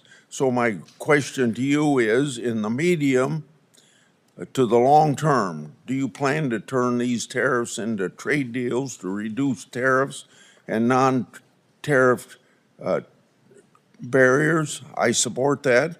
On the other hand, if the purpose is to stall on negotiations in order to keep tariffs high for the sole purpose of feeding the U.S. Treasury, I oppose that. So is this administration for trade reciprocity or for Treasury replenishment? Senator, thank you, and thank you for your years of service on the trade space, and you're one of the deans in this area. It's important to understand the sense of the emergency that we're facing and urgency with the need to reshore and do manufacturing here. It's incredibly important to the president. Yesterday, he stated very clearly that he is happy to engage in negotiations immediately with countries that believe that they can help us reduce our deficit and get rid of the non-tariff barriers and the tariffs that affect that. I think the answer, Senator, is it's going to be country by country. There are going to be some countries where they're not able to address their non-tariff barriers or their tariffs or the deficit fully, and there will be others who I think will be able to do that, and where the president will have the option of making a deal with them. So we're certainly seeking reciprocity. Now, if we have the tariff on a country, there's obviously going to be a revenue effect, but we need to reshore manufacturing, we need to get rid of our agricultural deficit, and we need to make sure that if countries are going to trade with us, it has to be on a reciprocal basis.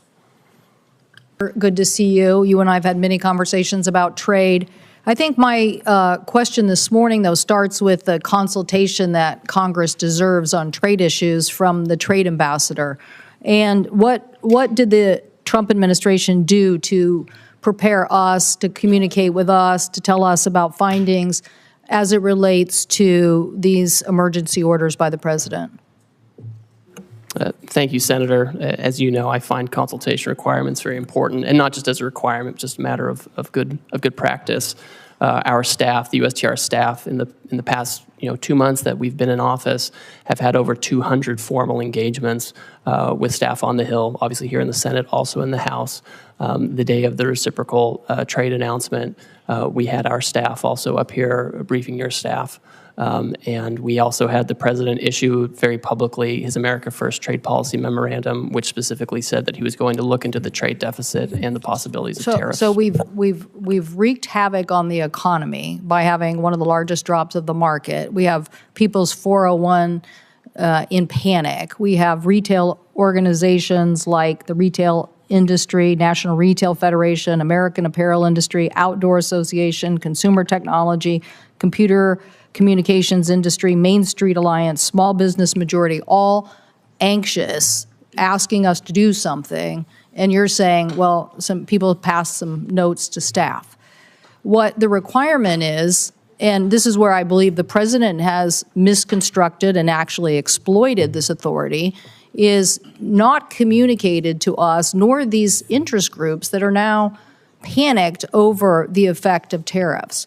So I would say that the skill set of a USTR office or even a Treasury Secretary could have opened these conversations with these countries without the tariffs and saved a lot of people a lot of pain and anguish. I worry that this trust issue, because I have a different worldview, that we should be building alliances as a way to counter China, that the alliance building process now will become harder, and people are going to wonder, well, is the United States going to pull another fast one again and just wreak havoc, when in reality, countering China with a tech NATO or something like that is a more powerful tool. Do you have a comment about that? I do, and I think we do need to be thoughtful about this. I think what we can't do is wait. We have had many times in past decades when we have had real robust trade disputes with our partners. Japan in the 80s and early 90s over cars, semiconductors, and they ended reshoring a lot of those factories here. And it didn't make us less of a security partner to Japan. I think we can have these conversations like friends do. And that's what the president said yesterday. He said, listen, China's trying to retaliate. They're taking a different path. But for others who want to have meetings, I want to reclaim my time negotiate. for a second because I only have 5 minutes and you have lots of time to answer lots of questions from members. But you can see all my colleagues, we are thoughtful people with specific issues about our constituencies. I just met with raspberry growers. They're concerned. They want to know if they're going to get some seat on a council so they can have their issues heard. I'm for trade. I represent trade. I represent a trade economy. I represent the success of what innovation and trade get you. But you're coming here this morning with this not only tanking of the market and 401s, now you're coming here telling me that tariff is the tool. And I'm telling you innovation is the tool. You're telling us in your testimony you want a tariff on semiconductors.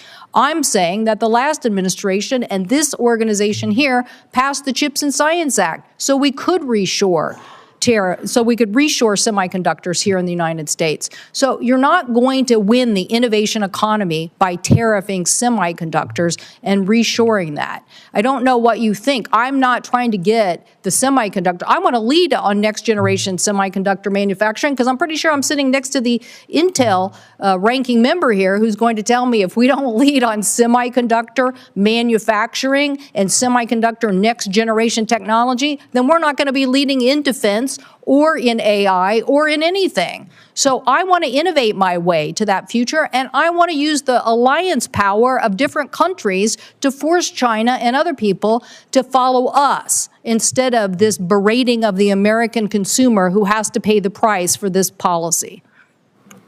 Senator, Mr. Chairman. TSMC has announced a new announcement where they're going to have more investment here in the United States so they can make those things here and have that innovation. Thank you, the people who voted for the Chips and Science Act in the past administration. Thank you for that. We are going to lead on innovation despite this administration. Senator Warner.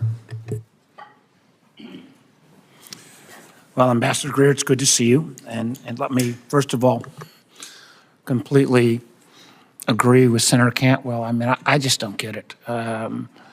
You know, the fact on semiconductors, while you gave a small exemption, you didn't exempt GPUs, you didn't exempt lithography equipment, you put a huge hit on Taiwan, where we need collaboration with the TSMC.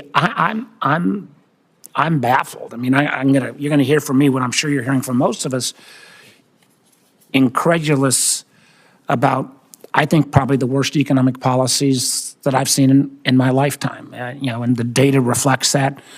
You know, a global tariff of 10 to 50%, on almost every worldwide country. Although, I will note from my Republican colleagues, you'll be probably glad to know that Russia didn't get a tariff increase. Yeah, I believe that when all these global tariffs go into effect, I think most of them as of midnight tonight, tariff rate will be approximately 23%, highest since 1909.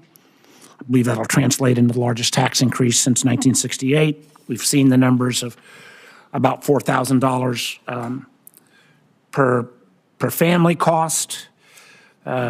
Since Inauguration Day, more than $11 trillion has vanished from the market, and I will acknowledge that we got a little blip today, but I just talked to one of the senior folks in Wall Street, and he described today's market as a good day in hospice.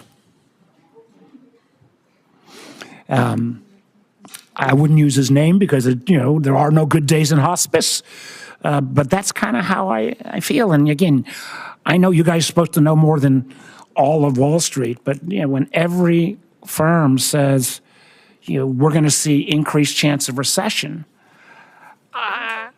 you know, and I've met you, Ambassador Greer, you know, I think you're a smart guy, but I don't think just because this is the way Donald Trump wants the world to be for the last 40 years that he can simply will it into happening. In my state, the Port of Virginia accounts for $124 billion in trade. That amounts to about 500,000 jobs. Those are all up for grabs now. We got 800,000 small businesses in Virginia. These tariffs are going to wallop them. I had last week a guy in from a local brewery in Alexandria. The owner's name is Bill.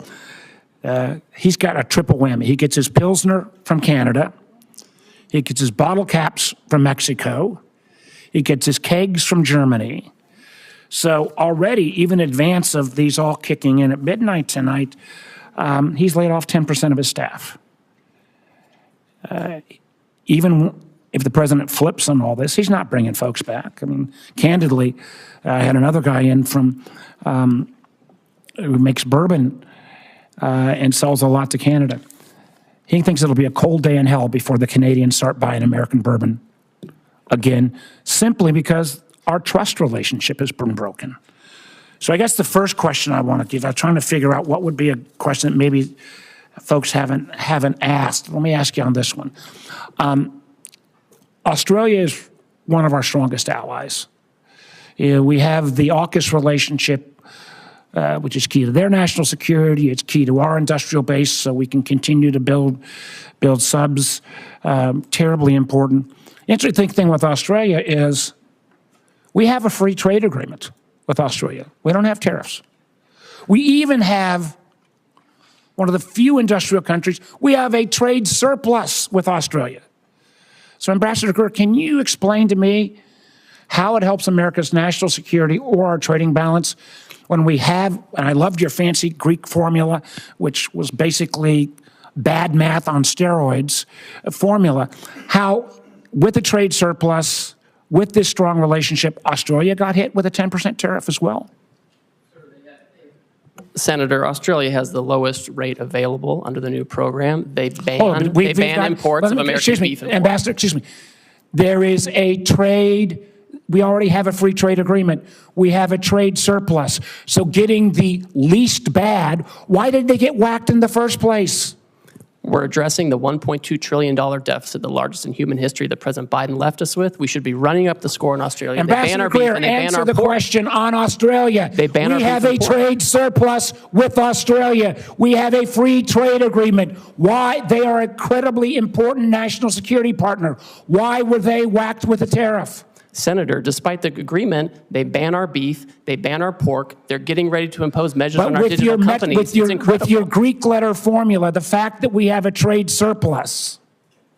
We have a global tariff on everyone. We're trying to address the $1.2 trillion deficit that Biden left us with. I think that answer, sir, you're a much smarter person than that answer.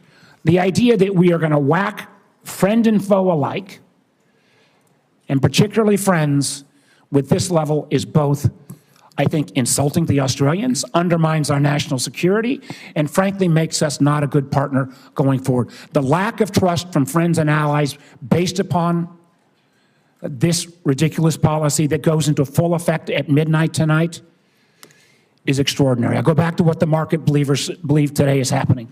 A good day in hospice. I'm afraid if we keep these tariffs in effect, we're looking like an economy that will be in hospice. Thank you, Mr. Chairman. Senator Daines. Mr. Chairman, thank you. Ambassador Greer, welcome to Capitol Hill. I share the President's determination to end these unfair trade practices, whether they are tariffs or non-tariff barriers. I hope we can avoid an all-out trade war. A trade war will mean higher prices for the American consumer, because I think we could do a little thought exercise at the moment. Who pays these high tariffs? In the short, medium term, it will be the consumer. It'll be the consumer. And so I'm worried about the inflationary effect. I'm worried if there is a trade war, that we're going to have markets shutting down for American farmers, ranchers, and manufacturers. I'll give you an example of that here in a moment. But I'm encouraged because the President's announcements has gotten the attention of a lot of countries. I was encouraged to see Kevin Hassett this morning talking about negotiation occurring, looking at President Trump's latest posts on Truth Social, the fact that we've got Koreans now coming to the United States, literally dispatched to engage with us to lower these barriers, tariff and non-tariff, the Japanese, and some 70 countries now that want to come and work and address the issues of the barriers for American companies, American producers doing businesses in their countries with 95% of the world's consumers outside the United States. Critically important. So this is very encouraging. I think that's in part why we're seeing the rebound today in the equity markets, because there's hope that these tariffs are a means and not solely an end. And if that's the case, I think we're on a really good path with this kind of tough position we're taking to actually solve some of these problems in barriers in trade that have been lingering for decades. And President Trump is taking bold leadership to address it, and I'm hoping for a good outcome. My hope is this is a sign of things to come, that these countries will offer major concessions and make historic trade deals with President Trump. Ambassador Greer, I encourage the administration, encourage you to use this opportunity to secure better terms with our partners, with our allies, to protect and grow American jobs, to grow access for our American farmers, our ranchers, our manufacturers, and American families. 3 weeks ago, I was in Hanoi and met with General Party Secretary Do Lam, the highest-ranking official in Vietnam. And then I went to Beijing and met with high-ranking Chinese officials, including the Premier Li Qiang. I carried President Trump's America First message directly to these leaders. I spoke with Premier Li Qiang and demanded that China stop the flow of the fentanyl precursors into Mexico, the United States, and Canada. I raised concerns about developments related to the expiration of registrations for beef processing plants here in the United States and some non-science-based barriers which has impacted Montana and U.S. beef exports. I want to remind you that in 2017, I went to China. I carried some steaks from a Montana rancher, Fred Wacker of Miles City, Montana. We met with the premier. In fact, I had one of your predecessors, Rob Portman, then the senator from Ohio and a former USTR with me. I had Senator Barrasso with me, Senator Kennedy with me. And talk of what that has meant so far. This is the largest beef export market in the world is now China. For U.S. producers of beef, in 2021, we shipped $1.6 billion of beef. Keep in mind, the 2017 number was $31 million. It was $2.1 billion in 22, $1.6 billion in 23, $1.6 billion in 24. But here's the concern. That's been shut off now in the last 3 weeks. March exports of beef to China, U.S. beef, declined 92%. So the valve is shut right now for U.S. beef producers. My question is, what can we do to hold China's commitment to U.S. beef and other ag imports, which are so critical right now for U.S. producers? Thank you, Senator, and you've always been a leader on this, and I appreciate that. China, of course, needs to take down their barriers. It's been a persistent challenge with them, and they like to use economic coercion, and they have their own method of doing things. But my hope would be is that they turn back on this course of action. I think President Trump is focused on making sure we have the right program in place, that we're dealing with partners who are going to be respectful and achieve reciprocity with us. And I think a lot of this is going to be up to the Chinese on how forward-leaning they want to be on having fair trade with us. I'm very sensitive to this issue in particular, and I want to make sure we open up beef markets other places too, so we don't have to be dependent on just one market. Yeah. Well, Ambassador Greer, I'm encouraged by the negotiations that are going on as we speak with Japan, with Korea, with some 70 countries who want to now reduce their tariff and non-tariff barriers. This could be absolutely a monumental moment in trade for the United States, and Godspeed. Thank my colleague. Next is Senator Young.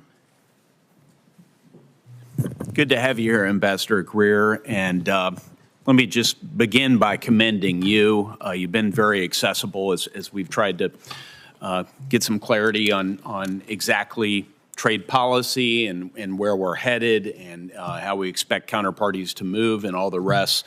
You returned my phone call immediately, and your team's been in touch with mine. And so just that speaks very well of you and the Trump administration, because this is creating some anxiety. This current tariff posture among some of my constituents. On balance, I would say most of my constituents are supportive, and they recognize that some turbulence might be required in order to end up in a better spot and reset trade relations. I think one of the things I'm hearing from constituents back home is that trade retaliation doesn't fall on everyone evenly. It has a different impact on a New York tech firm than it might have on a Hoosier soybean farmer. And I hope that's something that's being factored into your analysis as you think about how foreign countermeasures could impact the American economy generally, and then in terms of particular sectors and parts of the country. So unpacking those trade-offs for the American people, I think is going to be very important moving forward. In Indiana, rural communities and export-driven manufacturers oftentimes feel the consequences, and they feel the consequences first.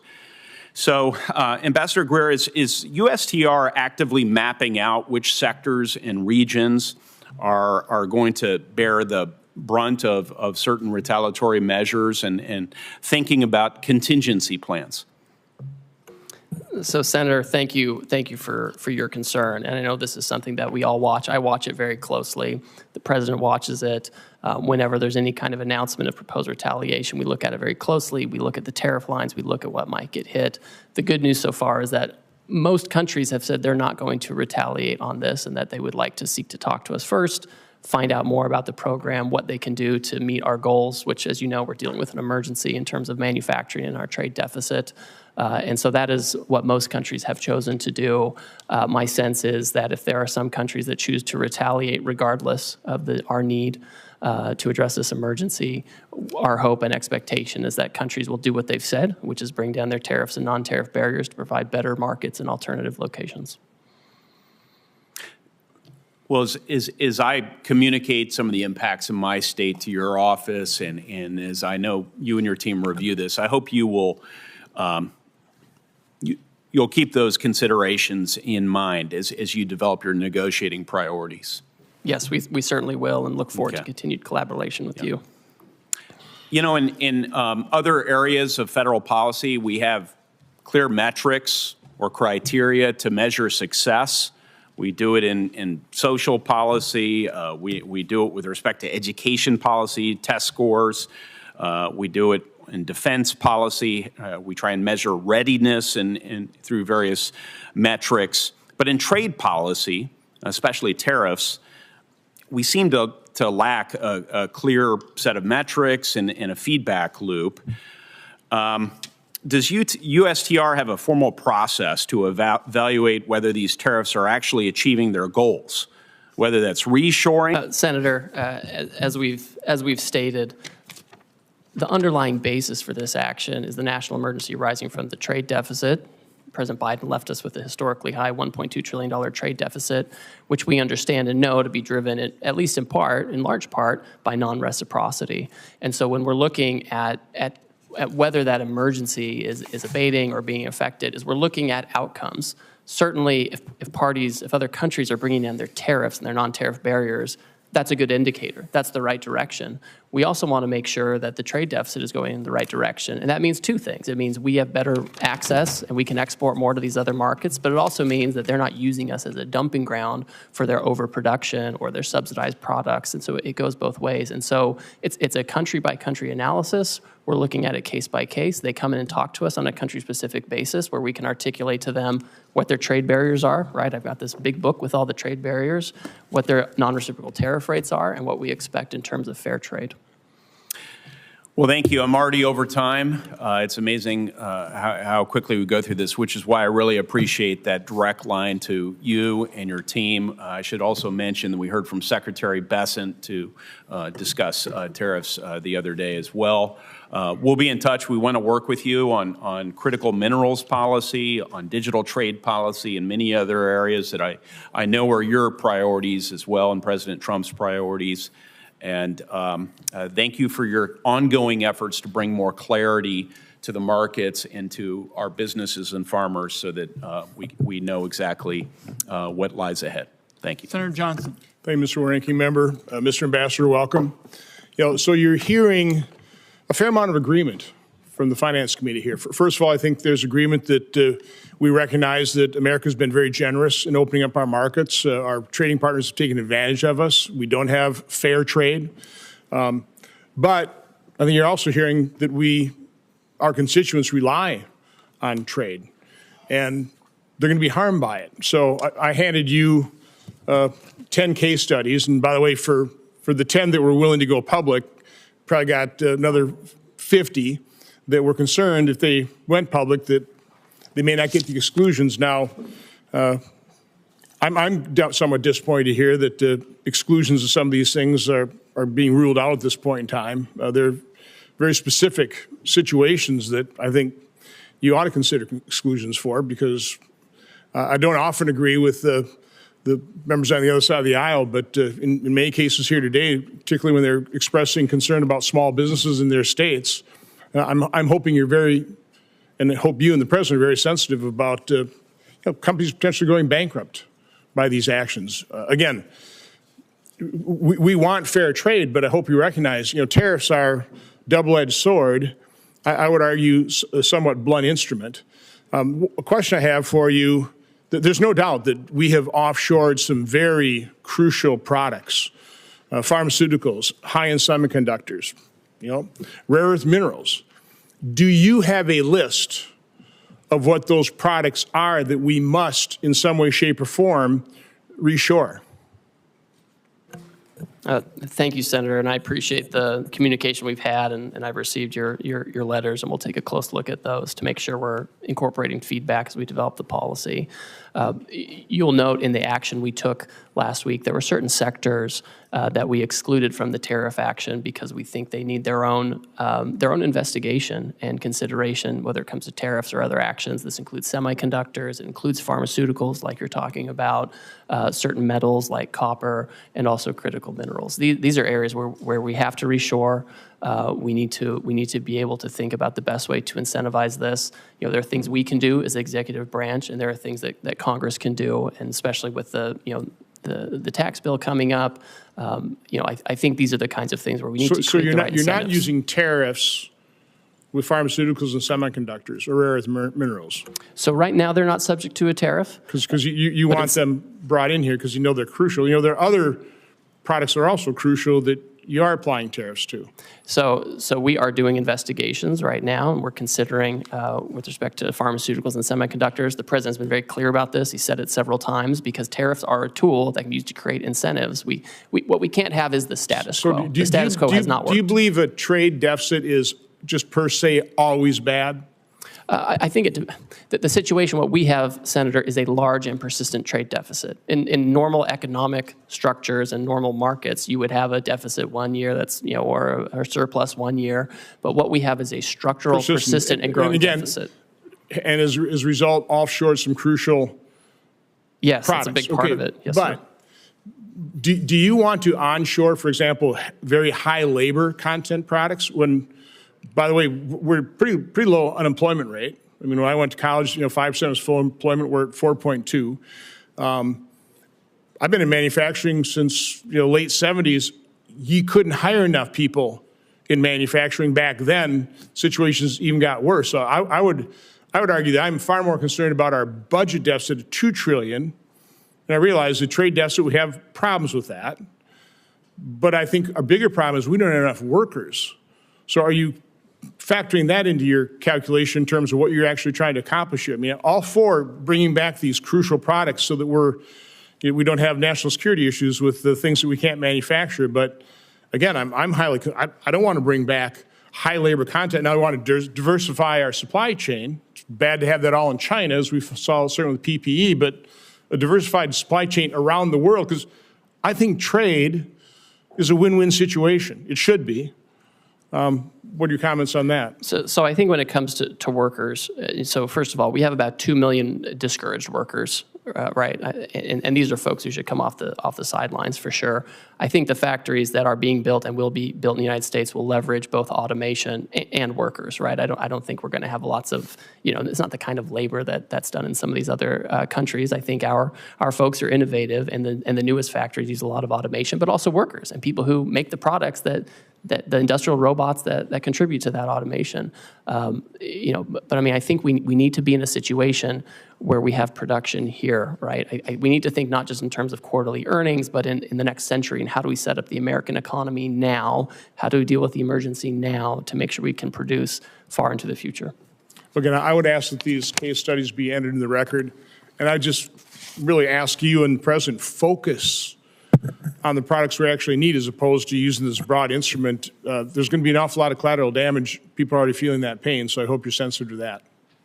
Without objection, and Senator Tillis is next. Thank you, Mr. Chairman. Ambassador Greer, thank you for being here. Back in the 90s, I was in management consulting, and there was a new platform that came out that promised to transform the business industry, ERP. Some of the early attempts at implementing the system proposed an a la prima approach. Let's do it all at once. Let's change the plumbing out. Let's get it all in, get it done, rip the Band-Aid off. It proved to be hugely unsuccessful. There were a lot of very visible projects, and the industry decided there needed to be a methodical sort of prioritization of what parts of the business needed to perform better sooner, and how do you layer onto that a comprehensive strategy. It looks like we've got a novel approach here in terms of an a la prima approach. I'm not a trade expert, and I'm not going to question it at this point.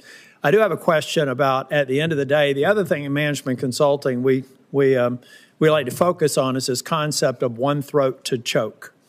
In other words, when you're finally taking a look at a strategy, someone has to own it, and you can't say that it's the president or the vice president. So my first question to you, in this scenario, the decision maker who decided the a la prima approach, who has obviously had to have spent time anticipating what we saw in the markets and some of the pushback, I'm assuming this all got gamed out because it's a novel approach, it needed to be thought out.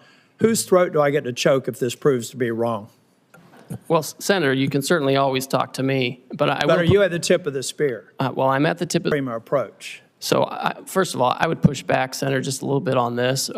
For now, we've excluded pharmaceuticals and semiconductors to take a different kind of approach. So let's make it and we've excluded question. USMCA Section 232 and 301, we know particularly Section 232 is steel and aluminum. Section 301 is Chinese imports, where there's no other provider. I overheard you say that maybe, or I thought I heard you say in response to another question, that for the near term there won't be any exclusions. Is that true of China, where they have said the U.S. is unilaterally bullying and completely groundless and they're going to fight to the end?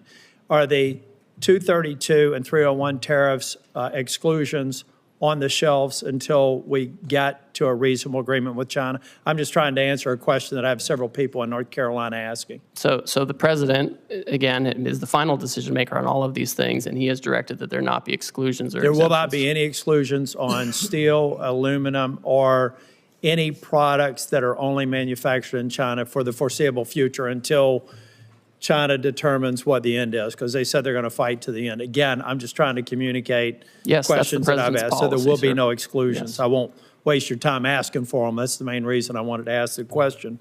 So again, I'm just trying to get my head around the logic of an a la prima approach, and I'm waiting to be, I'm waiting to see it be successful.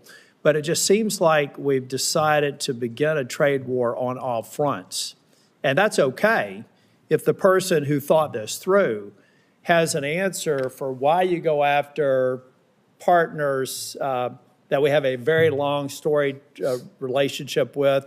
Maybe we give some developing countries a break because we're trying to actually get their economies functioning, make them look to the West versus to Chinese investment. So it just seems like I'm getting my head around the a la prima approach. I'm not condemning it because I'm not a trade expert, but I still, at some point, and I understand that you are the trade rep. So if you own this decision, then I'll look to you to figure out if we're going to be successful. If you don't own the decision, I'm just trying to figure out whose throat I get to choke if it's wrong, and who I put up on a platform and thank them for the novel approach that was successful if they're right. But here's what I'm really worried. I'm not going to ask any more questions. I'm just going to tell you, every time we talk about people having patience, we need to understand that the Founding Fathers made damn sure that that patience was never more than about 14 months, really. Everything that we need to do to know what the political environment is going to be about next year, it's going to be done by February of next year. So in your mind, do you believe that over the course of the next 14 months, we're going to have a level of certainty, and the people in the trailer park that I grew up in who are going to bear the brunt of some of these short-term cost increases, maybe some job displacement for a period of time, how are they going to be feeling Groundhog Day 2027 or 2026? Do we feel like the majority of this will be resolved and I'll be able to thank whoever thought that the alla prima approach was a good idea? Because that's about the timeline we've got to work with. Well, Senator, these people who voted for the president is the same situation I grew up in. You know that. I agree, but let me just finish here because I don't want to get in the way of my colleagues. Yes. I'll be 65 in August. Every day, 11,400 people celebrate their 65th birthday. That's 4 million a year. So there, let's say from 60 to 65, people look at their 401k statements. They did vote for President Trump. They voted for me. I hope that they will again in both cases. Well, maybe not the president, but I intend to run for re-election.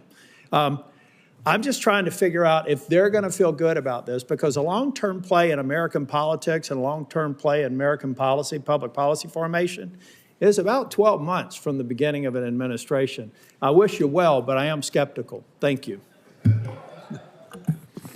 Senator Smith. Thank you, Senator Crapo, and welcome, Ambassador Greer.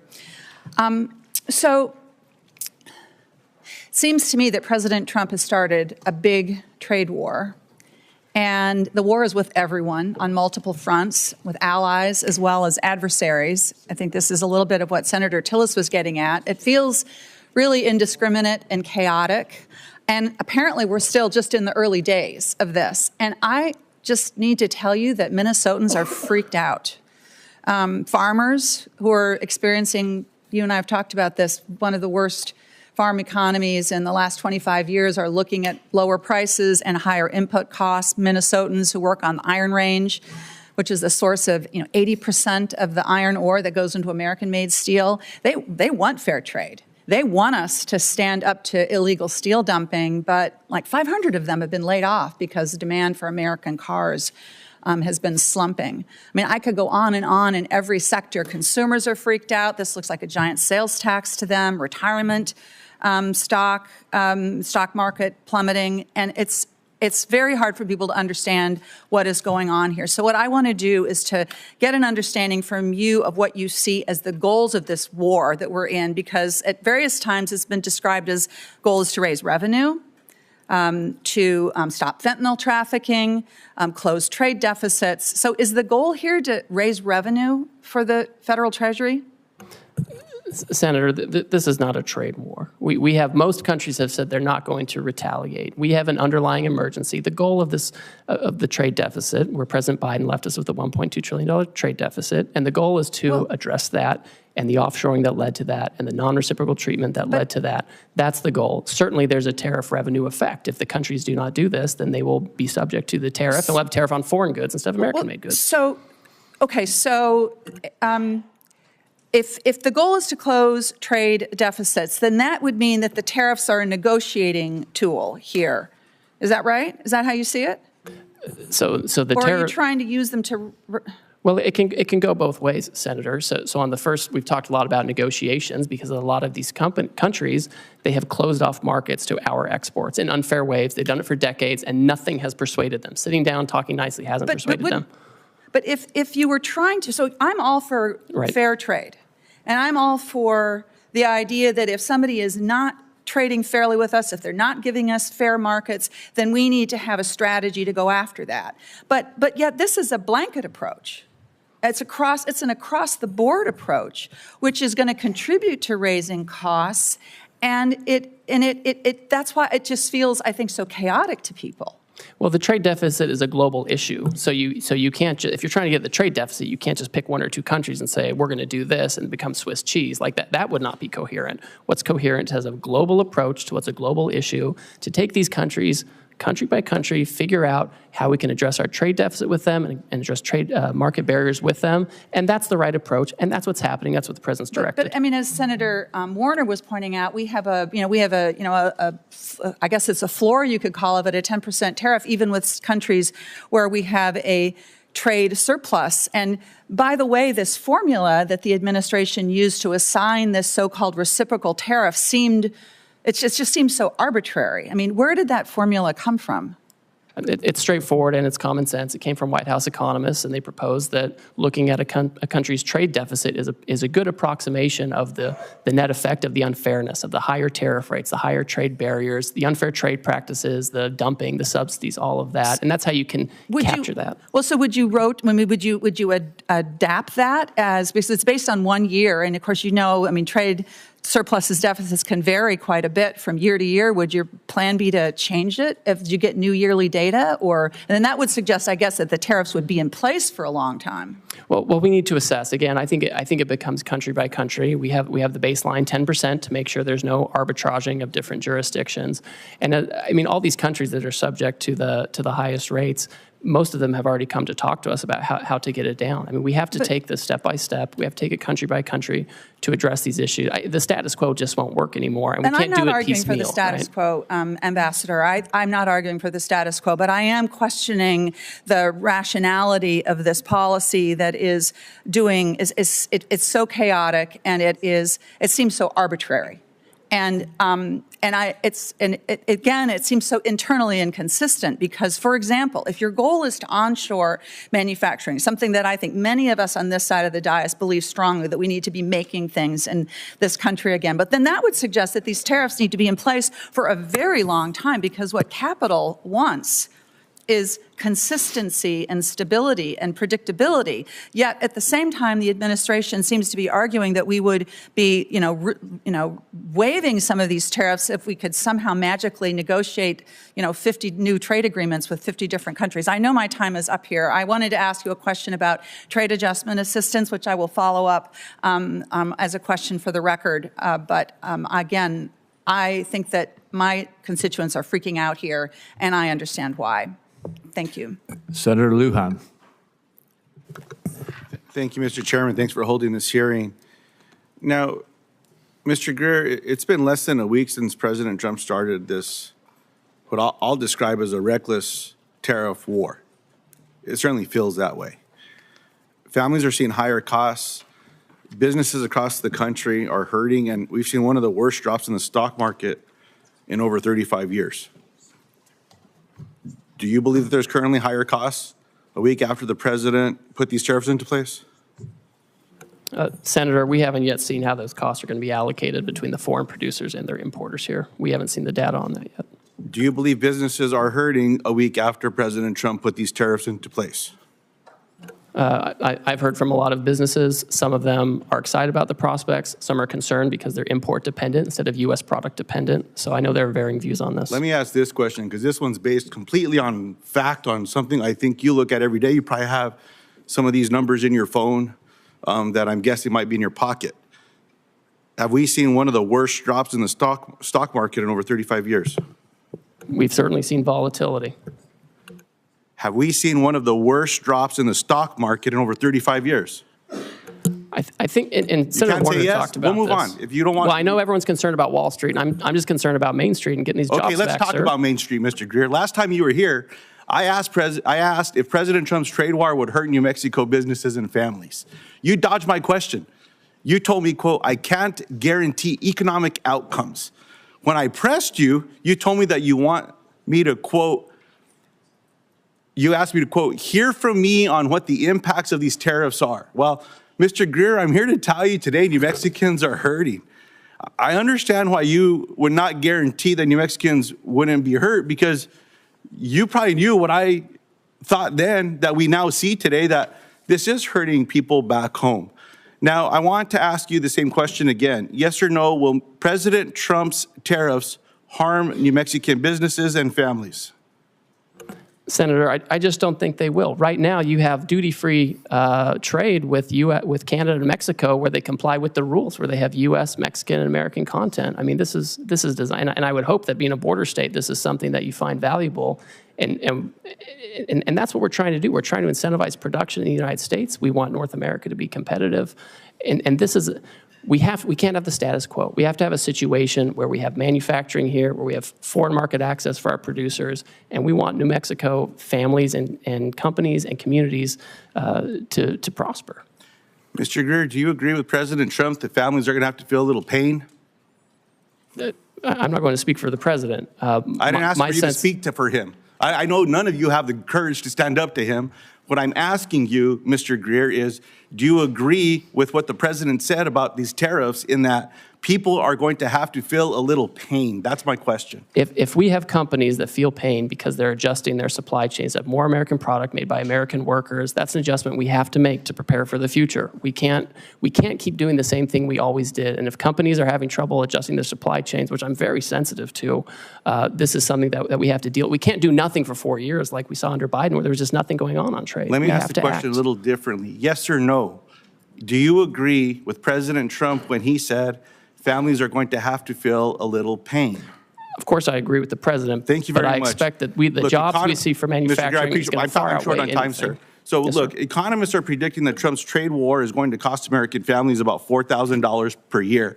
I disagree with your assessment now and agreeing with Donald Trump that families should feel pain. When I asked you about the economic impact to families back home, you said, no, they're going to do great. Things are going to be wonderful. New Mexico should be appreciative of all these things.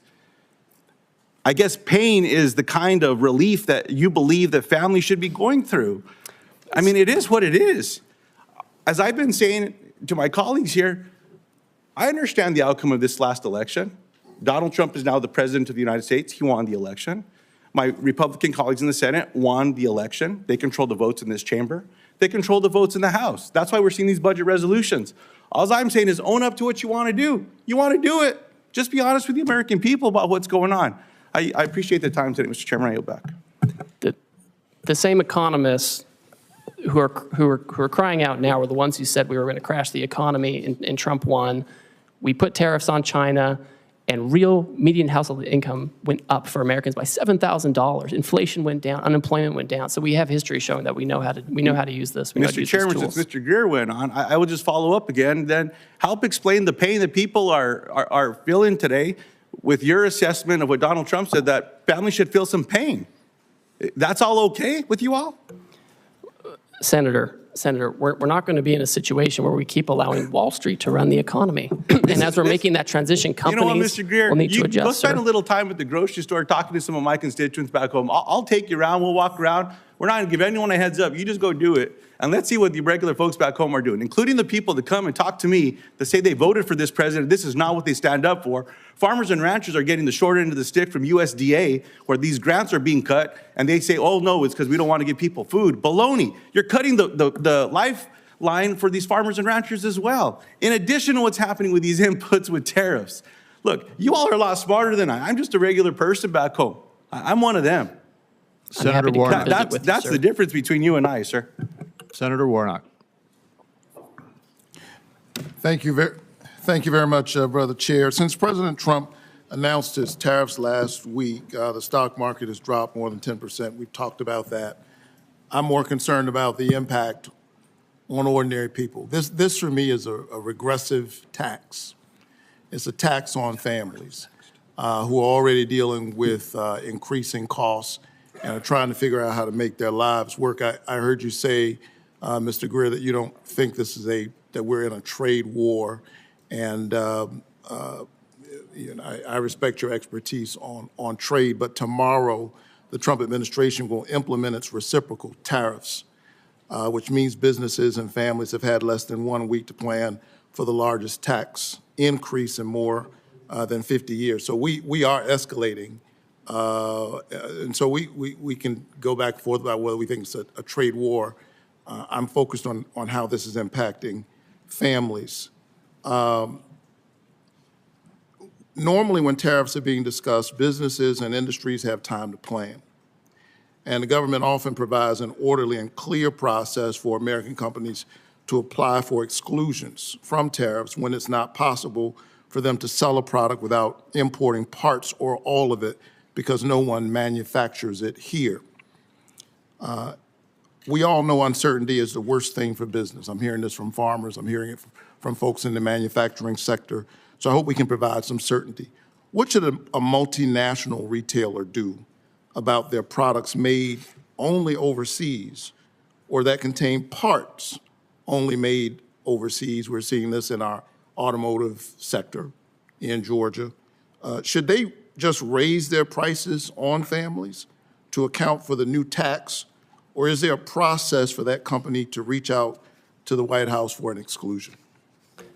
So Senator Warnock, the Section 232 on autos is a Commerce Department action. One thing they've done is they have said that they would be willing to give some kind of a credit for U.S. content in parts and components, and they can approach the Commerce Department about this. It's not a decision I'm making, but I know that this is one alternative.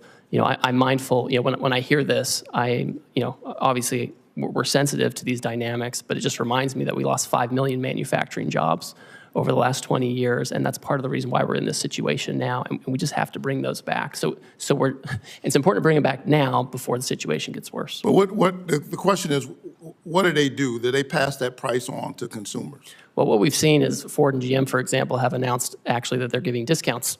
That was the big news last week. Last Thursday, they'd be giving discounts going forward. These companies often are going to figure out how they allocate costs among themselves, and it rarely gets down to the consumer in one-for-one basis. So the company might figure it out, I think, Well, they can approach the Commerce Department to talk about the credits. Let me go smaller. Last week, my office met with Angela Hawkins. She's the founder of Bamboo, a small business in Atlanta that sells bamboo-based sleepwear and sheets, particularly for people with severe and sensitive skin allergies like her husband. Angela's products are made overseas because you can't really find bamboo fabric made in the United States. What should Angela do? Pay the new tax, raise her prices, and risk losing customers? Or is there a process for her to apply for an exclusion from the Trump White House? So, Senator, the president has said that in connection with this action, he's not going to have exclusions or exemptions beyond what's in the program already for certain products. So she'll just have to figure it out. She'll have to work with her business partners and find about sourcing, and she'll have to either raise prices and risk customers. Basically, is the answer, right? Because she can't get bamboo here. It will depend on the tariff rate. Every country has a different rate, and some are much lower than others, and so they're she might even go out of business. Let's go even smaller. Early estimates show that President Trump's tariffs will increase the cost of goods by $3,800 for an average American household. Many critical baby goods like cribs and baby gates are produced abroad or made or have foreign-made components. I went through this not long ago as a parent of young children. For an expecting family in Augusta, Georgia, who may now see a 50% price increase for that stroller or car seat, what is the process for that family to apply for a White House exclusion? I guess if the business owner can't get one, they can't get one either, correct? So there's not an exclusion process. That's right. So they would just bear the cost. Well, I think the studies you're talking about, the economists, they got it wrong in Trump 1. They said there was going to be inflation because of tariffs, and it went down. So when I hear them now saying the same thing, I just don't trust what they're saying. And that's, the fact of history shows that it's not a one-to-one. The highest inflation we ever saw was under Biden for housing and education and healthcare and all of these things. And it was, and I don't know where everybody was then when that was skyrocketing by 20%. What if their child is potassium deficient and now bananas are more expensive? Last I checked, we don't have the climate to grow bananas in the United States. Who should that family reach out to the White House for an exclusion for that price hike on those bananas? Well, again, as we've discussed, there's not an exclusion process. I think we've waited too long with the status quo. I know people want the status quo. They want the trading system that Wall Street likes, but we can't have it anymore. So here you and I agree. Nobody wants the status quo. This economy is not working for working families, for ordinary people. And I would submit that what the president did last week in such a reckless and sudden way is adding even more pressure on these families. Thank you so much. Senator Warren. Thank you, Mr. Chairman. Donald Trump is single-handedly driving this economy off a cliff. With no evidence to back him up, he's claimed emergency authorities to slap new tariffs on nearly every product we import from nearly every country.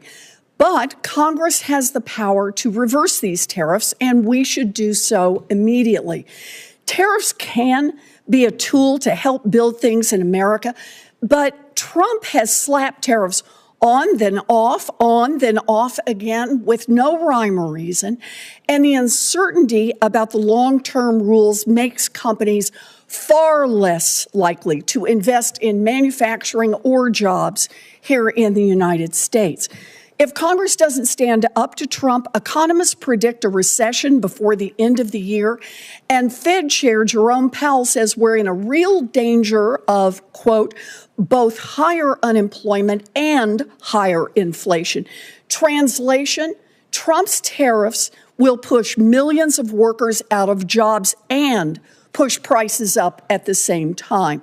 So, Ambassador Greer, we've heard a lot of conflicting statements about whether these tariffs are here to stay, how many more rounds of on-off we're going to do. So let me ask the question from a different perspective. Ambassador Greer, we lost 700,000 jobs each month in the last recession. If 700,000 Americans lose their jobs, will the Trump administration suspend these tariffs? Senator, I think the economists who are making these projections, who often are in favor of fully unfettered free trade, are the same ones who said in the first Trump term that putting tariffs Greer, I just don't think it's going to happen, let me just Senator. stop you there. I'm not asking about projections.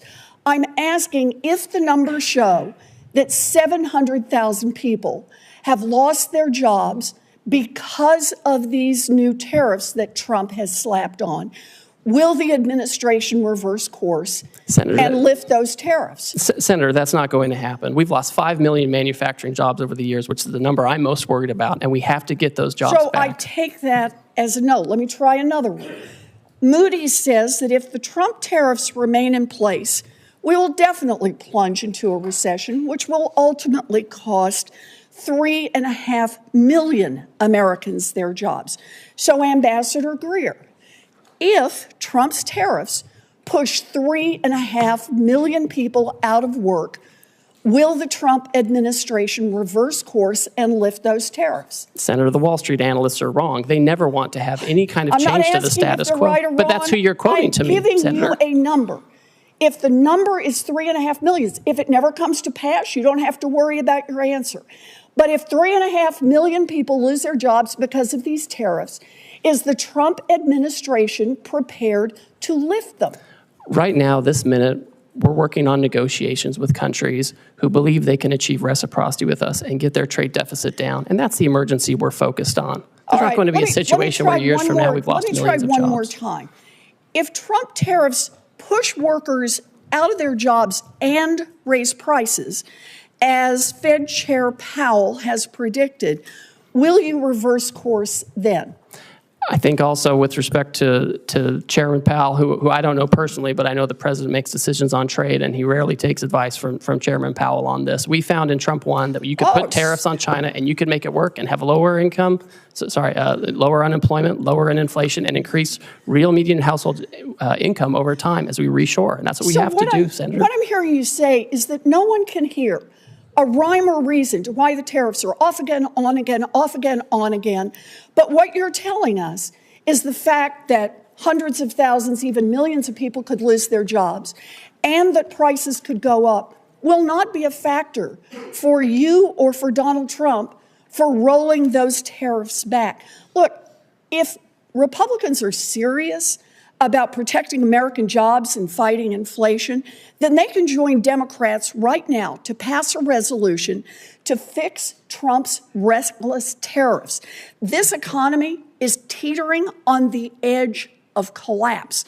We have the power right here in the Senate and over in the House of Representatives to take this authority away from Donald Trump. We can get this voted on. Senator Wyden and I have already are about to introduce the bill to do that.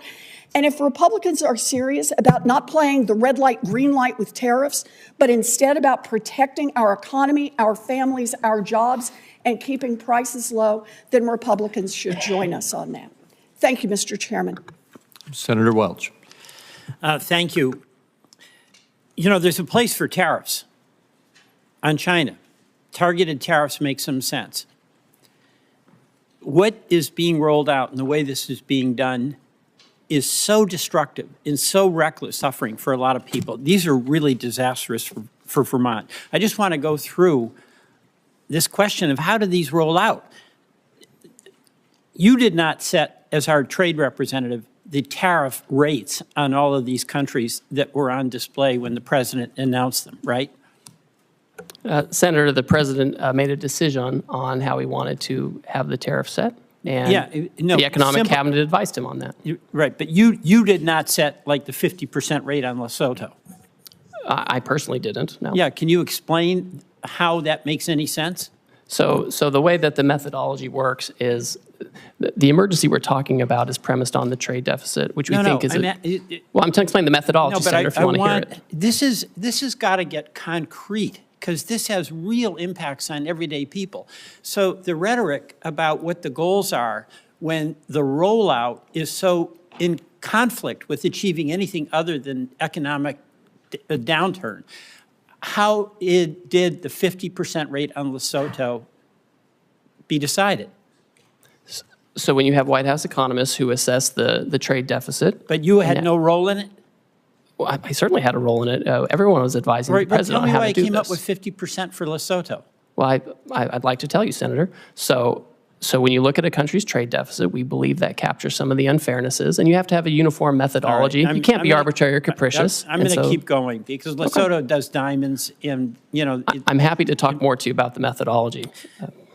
There is, I mean, my sense is there is no methodology. I asked ChatGPT, and basically they came up with some formula. Well, that's not true. Well, here's how it looks. Donald Trump just got fed up and said, what the heck, we'll just go with this formula that makes no sense. Number two, the issue of these tariffs. Now, the phone is ringing off the hook at the White House from countries wanting to get a break, right?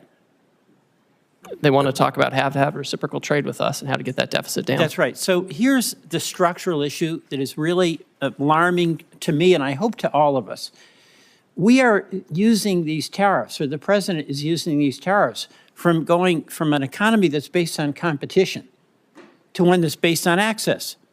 You know, in a competitive economy, your product, your service determines the outcome and how well you do.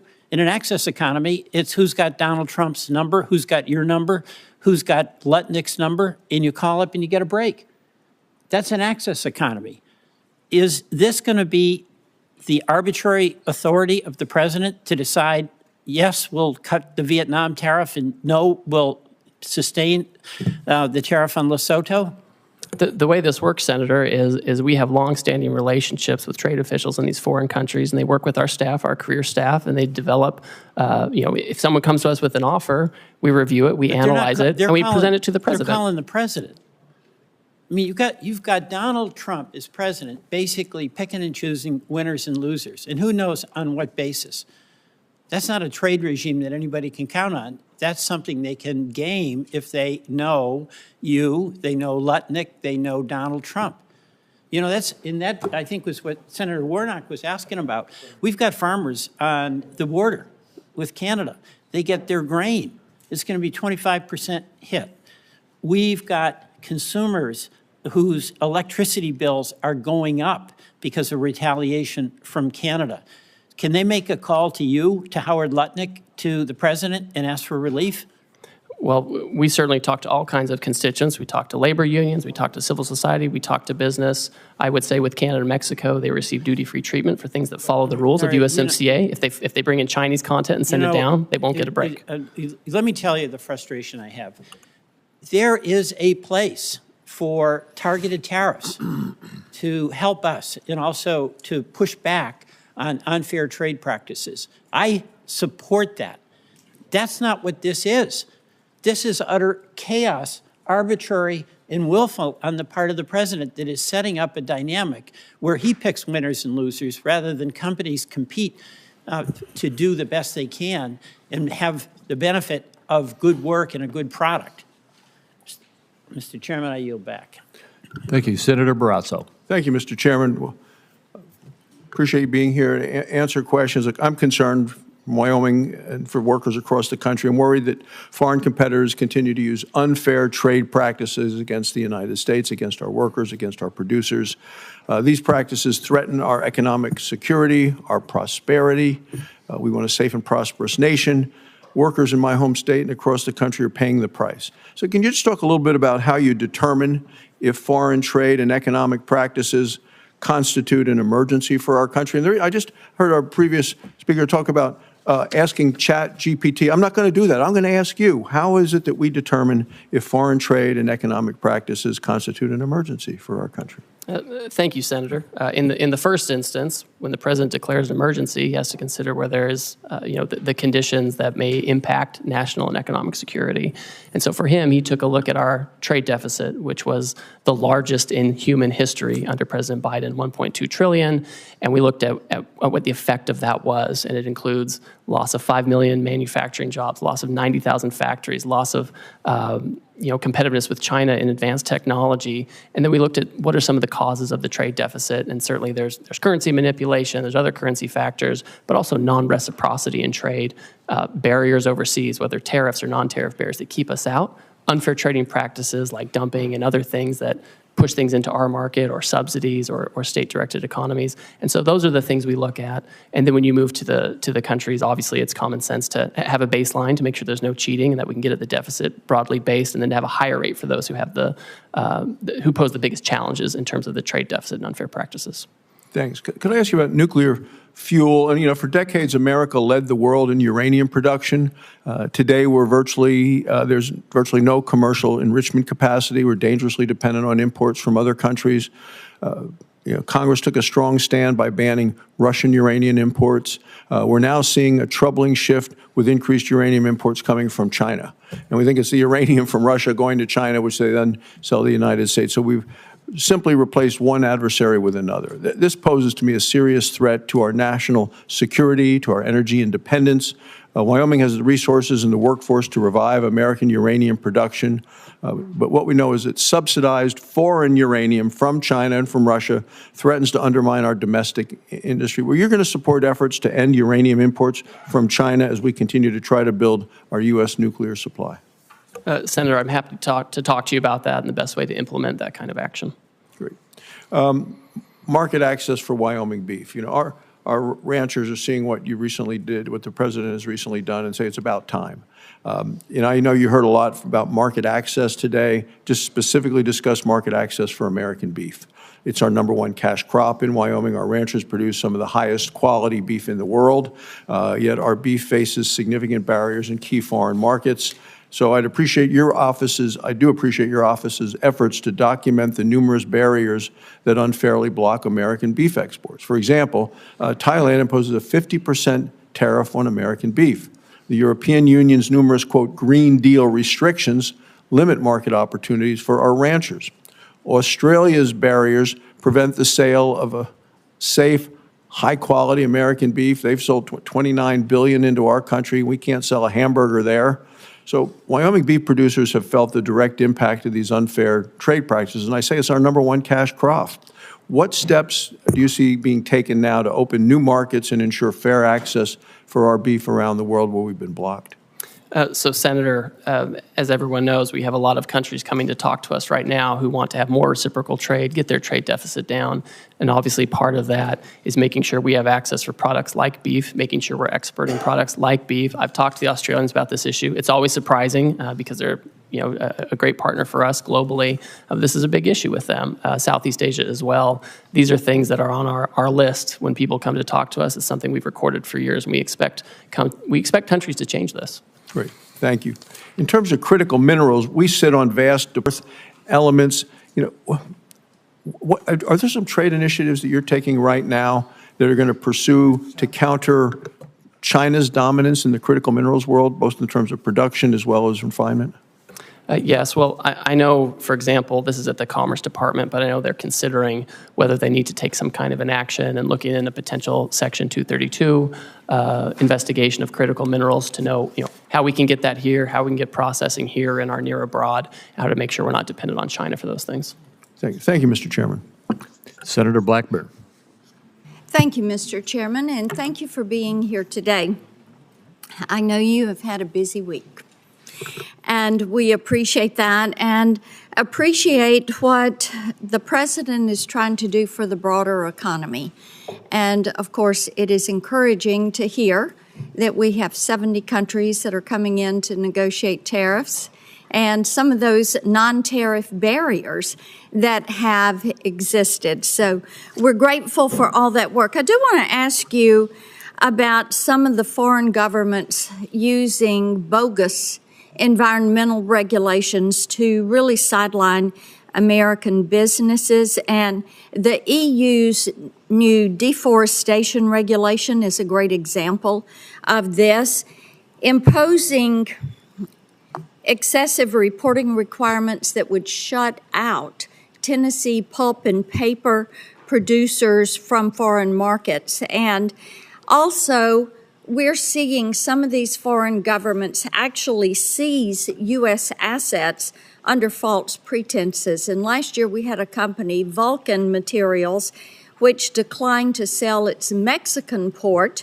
to the government. So armed forces came in and took control of that, citing environmental licensing requirements. And this is a pattern of regulatory abuse, and it keeps our companies out of the global market. So how are you working to protect these U.S. businesses and to deal with these foreign governments who are weaponizing their bogus regulations to restrict the market access?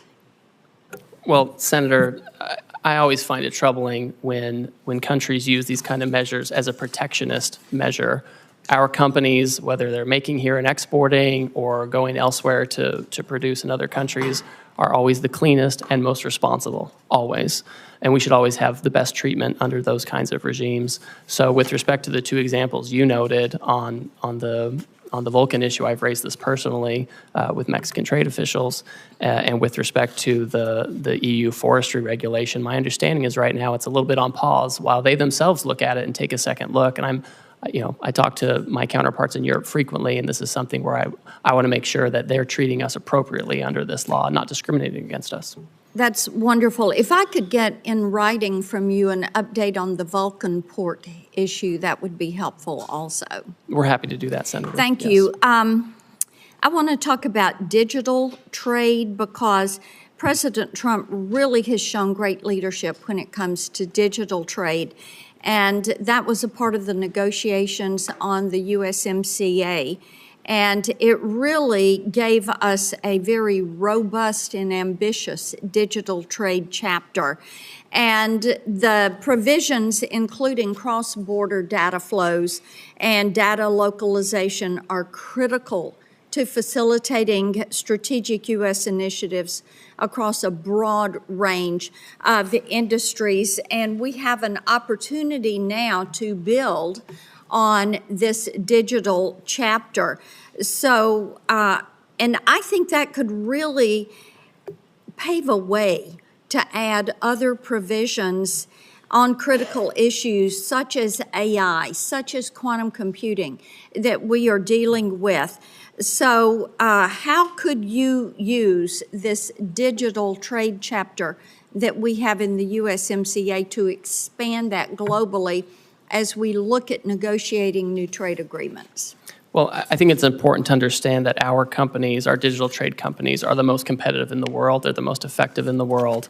And what we don't want is a situation where they are retaliated against or they're discriminated against such that their Chinese competitors actually take up market share. I mean, that would be a disastrous situation. And so as countries come to us and want to talk about how to have more reciprocal trade or better trade actions, I would expect that we want to make sure that they're not discriminating against our technology companies. And we want to make sure we have a level playing field so we can have the appropriate market access that we want, and whether we do that in formal trade agreements or just in commitments from these other countries. Well, and as you know, digital trade is important to Tennessee. Yes, ma'am. So we're looking forward to that. Non-tariff barriers are something that get mentioned quite a bit as we are talking to companies. I know Vietnam has several non-tariff barriers, and we've seen this in the USTR's National Trade Estimate report. And we had a record high deficit with Vietnam in 2024. And in part, that's because Chinese companies are using Vietnam to transship. So will you work to ensure that any possible deal with Vietnam, because I know they've been first to the table to try to negotiate on, includes provisions that will not allow China to reap the benefits of working with and shipping through Vietnam? I agree with you 100%, Senator, whether it's Vietnam or others. If they think they're going to have some kind of different rate, it can't be one that gives preference to a third country like China, where they can just take advantage of it or use it to circumvent what we're trying to do. I agree with you 100% on this point. Well, thank you for that. Thank you, Mr. Chairman. Thank you, Senator Sanders. Thank you, Mr. Chairman. Mr. Greer, thanks for being here, and I enjoyed our conversation in the office last month. Let me begin by saying, as I suspect you know, that I am not a great fan of unfettered free trade. I helped lead the effort when I was in the House against NAFTA and against permanent normal trade relations with China. I will never forget a visit that I made to the Macadillo area in Mexico, where I saw brand new factories and literally Mexican workers living in cardboard boxes. And the result, of course, was the loss of hundreds of thousands of jobs, good-paying jobs in this country, transferring them to Mexico where people work for horrendous wages. That is the type of trade policy which I detest. But I want to move to an area to talk about the legal basis of what President Trump has done. President Trump said, Mr. Greer, that he had no choice in terms of Canada, and I live 50 miles away from the Canadian border. He had no choice but to bypass Congress and to impose an emergency 25% tariff on Canada to stop, quote, the massive, end quote, amount of fentanyl and, quote, the millions and millions of undocumented immigrants coming from the northern border. Unfortunately, that's a lie. The truth is that the U.S. Customs and Border Protection reported just 43 pounds of fentanyl was seized at the Canadian border last year, representing just 0.2% of the total. Now, we could agree that 1 pound of fentanyl is too much. But if 0.2% constitutes an emergency, my guess is illegal drugs are coming in from every country in the world. And that gives the President of the United States incredible power to determine tariffs. Further, he said he talked about millions and millions of undocumented immigrants coming from Canada. In fact, last year there were 24,000 people, not millions and millions. First question, really, we can argue about tariffs, but why does the president have to lie all of the time in order to make his point? So, Senator, I would just refute that when the president is talking about the nature of the emergency we have. I mean, can you talk a little bit closer into the mic, please? Certainly. Senator, I would just say, I think you need to look at what the president issued in terms of the order for the legal basis for what we're doing, right? I mean, the president very rightly hit on this issue of fentanyl migration coming from northern and southern borders, and it's a real emergency. Drugs are a real emergency. 0.2%.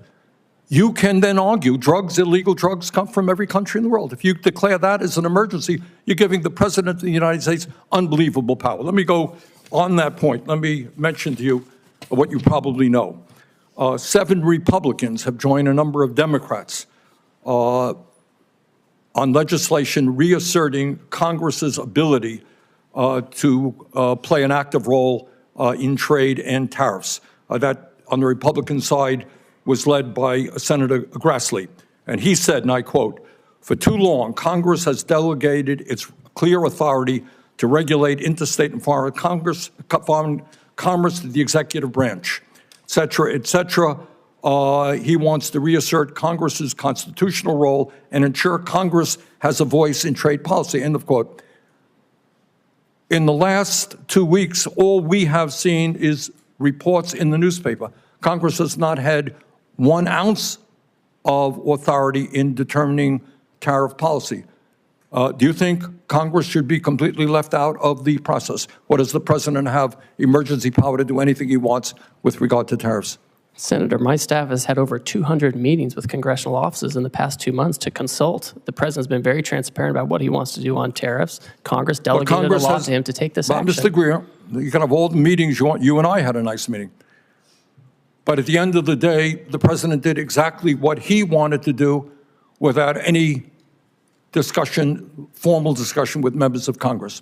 He could make recommendations to Congress, that's for sure. Do you really think that he has the power under an emergency degree to reorder the trade world, global trade policy, without any input from the United States Congress? Sir, Congress gave him this law where if he determines a national emergency, he can take appropriate action to regulate imports. That's what he's done. And you think it's a national emergency that 0.2% of fentanyl coming from Canada constitutes a national emergency? Sir, do you? The president has determined that do you? Canada, I'm asking you. You're asking me about drug policy. So I agree with the president. If you have China and Canada and Mexico putting drugs into this country at different levels, then that's an emergency. We have to deal with it. Look, we're not going to argue about the danger of drugs. 43 pounds of fentanyl. On that basis, the president can declare an emergency with any country on earth and take unlimited power. That's called authoritarianism. Okay? That's not what a democracy does. Do you have any concerns about all of that power going into the hands of the president? Sir, Congress delegated this power to the president. He has to renew the emergency every year. He has to give reports to Congress. The Congress told him what he has to do to use this authority, and he's doing those things. Okay. Thank you, Mr. Chairman. Thank you. We have, you've been going now 2 hours and almost 40 minutes, but we have one more question. Senator Wyden has one more question, and then we'll Thank you wrap very up. much, Mr. Chairman. So, Mr. Greer, we've been at this a long time, and you've offered a lot of word salad about international trade, reciprocity and metrics, and the list goes on and on. But inside this verbiage, you've ducked a very big question, and that is, how can you negotiate with scores of countries before Americans see their 401ks go up in smoke?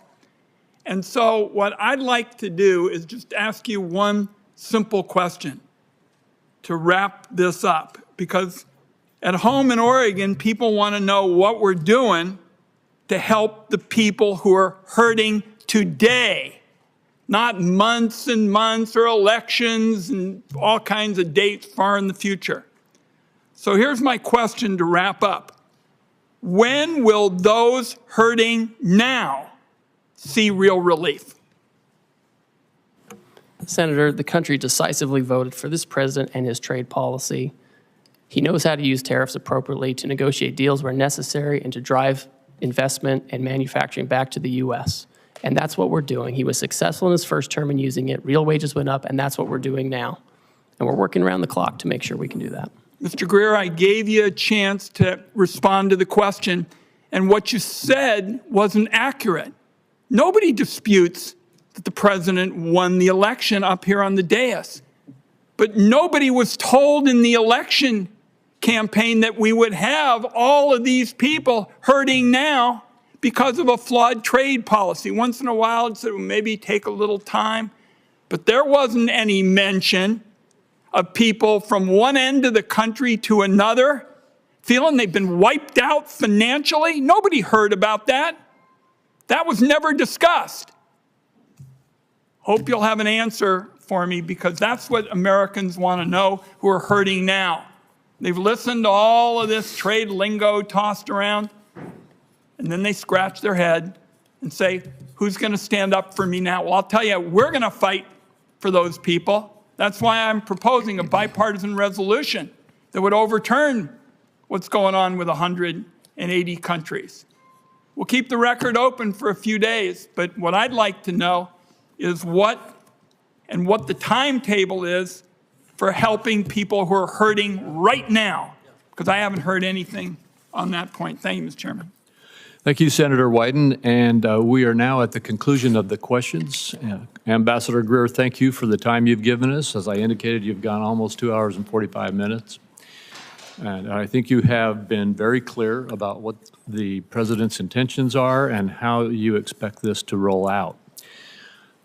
The questions for the record deadline is Tuesday, April 15th for members of the Senate. And with that, this hearing is adjourned.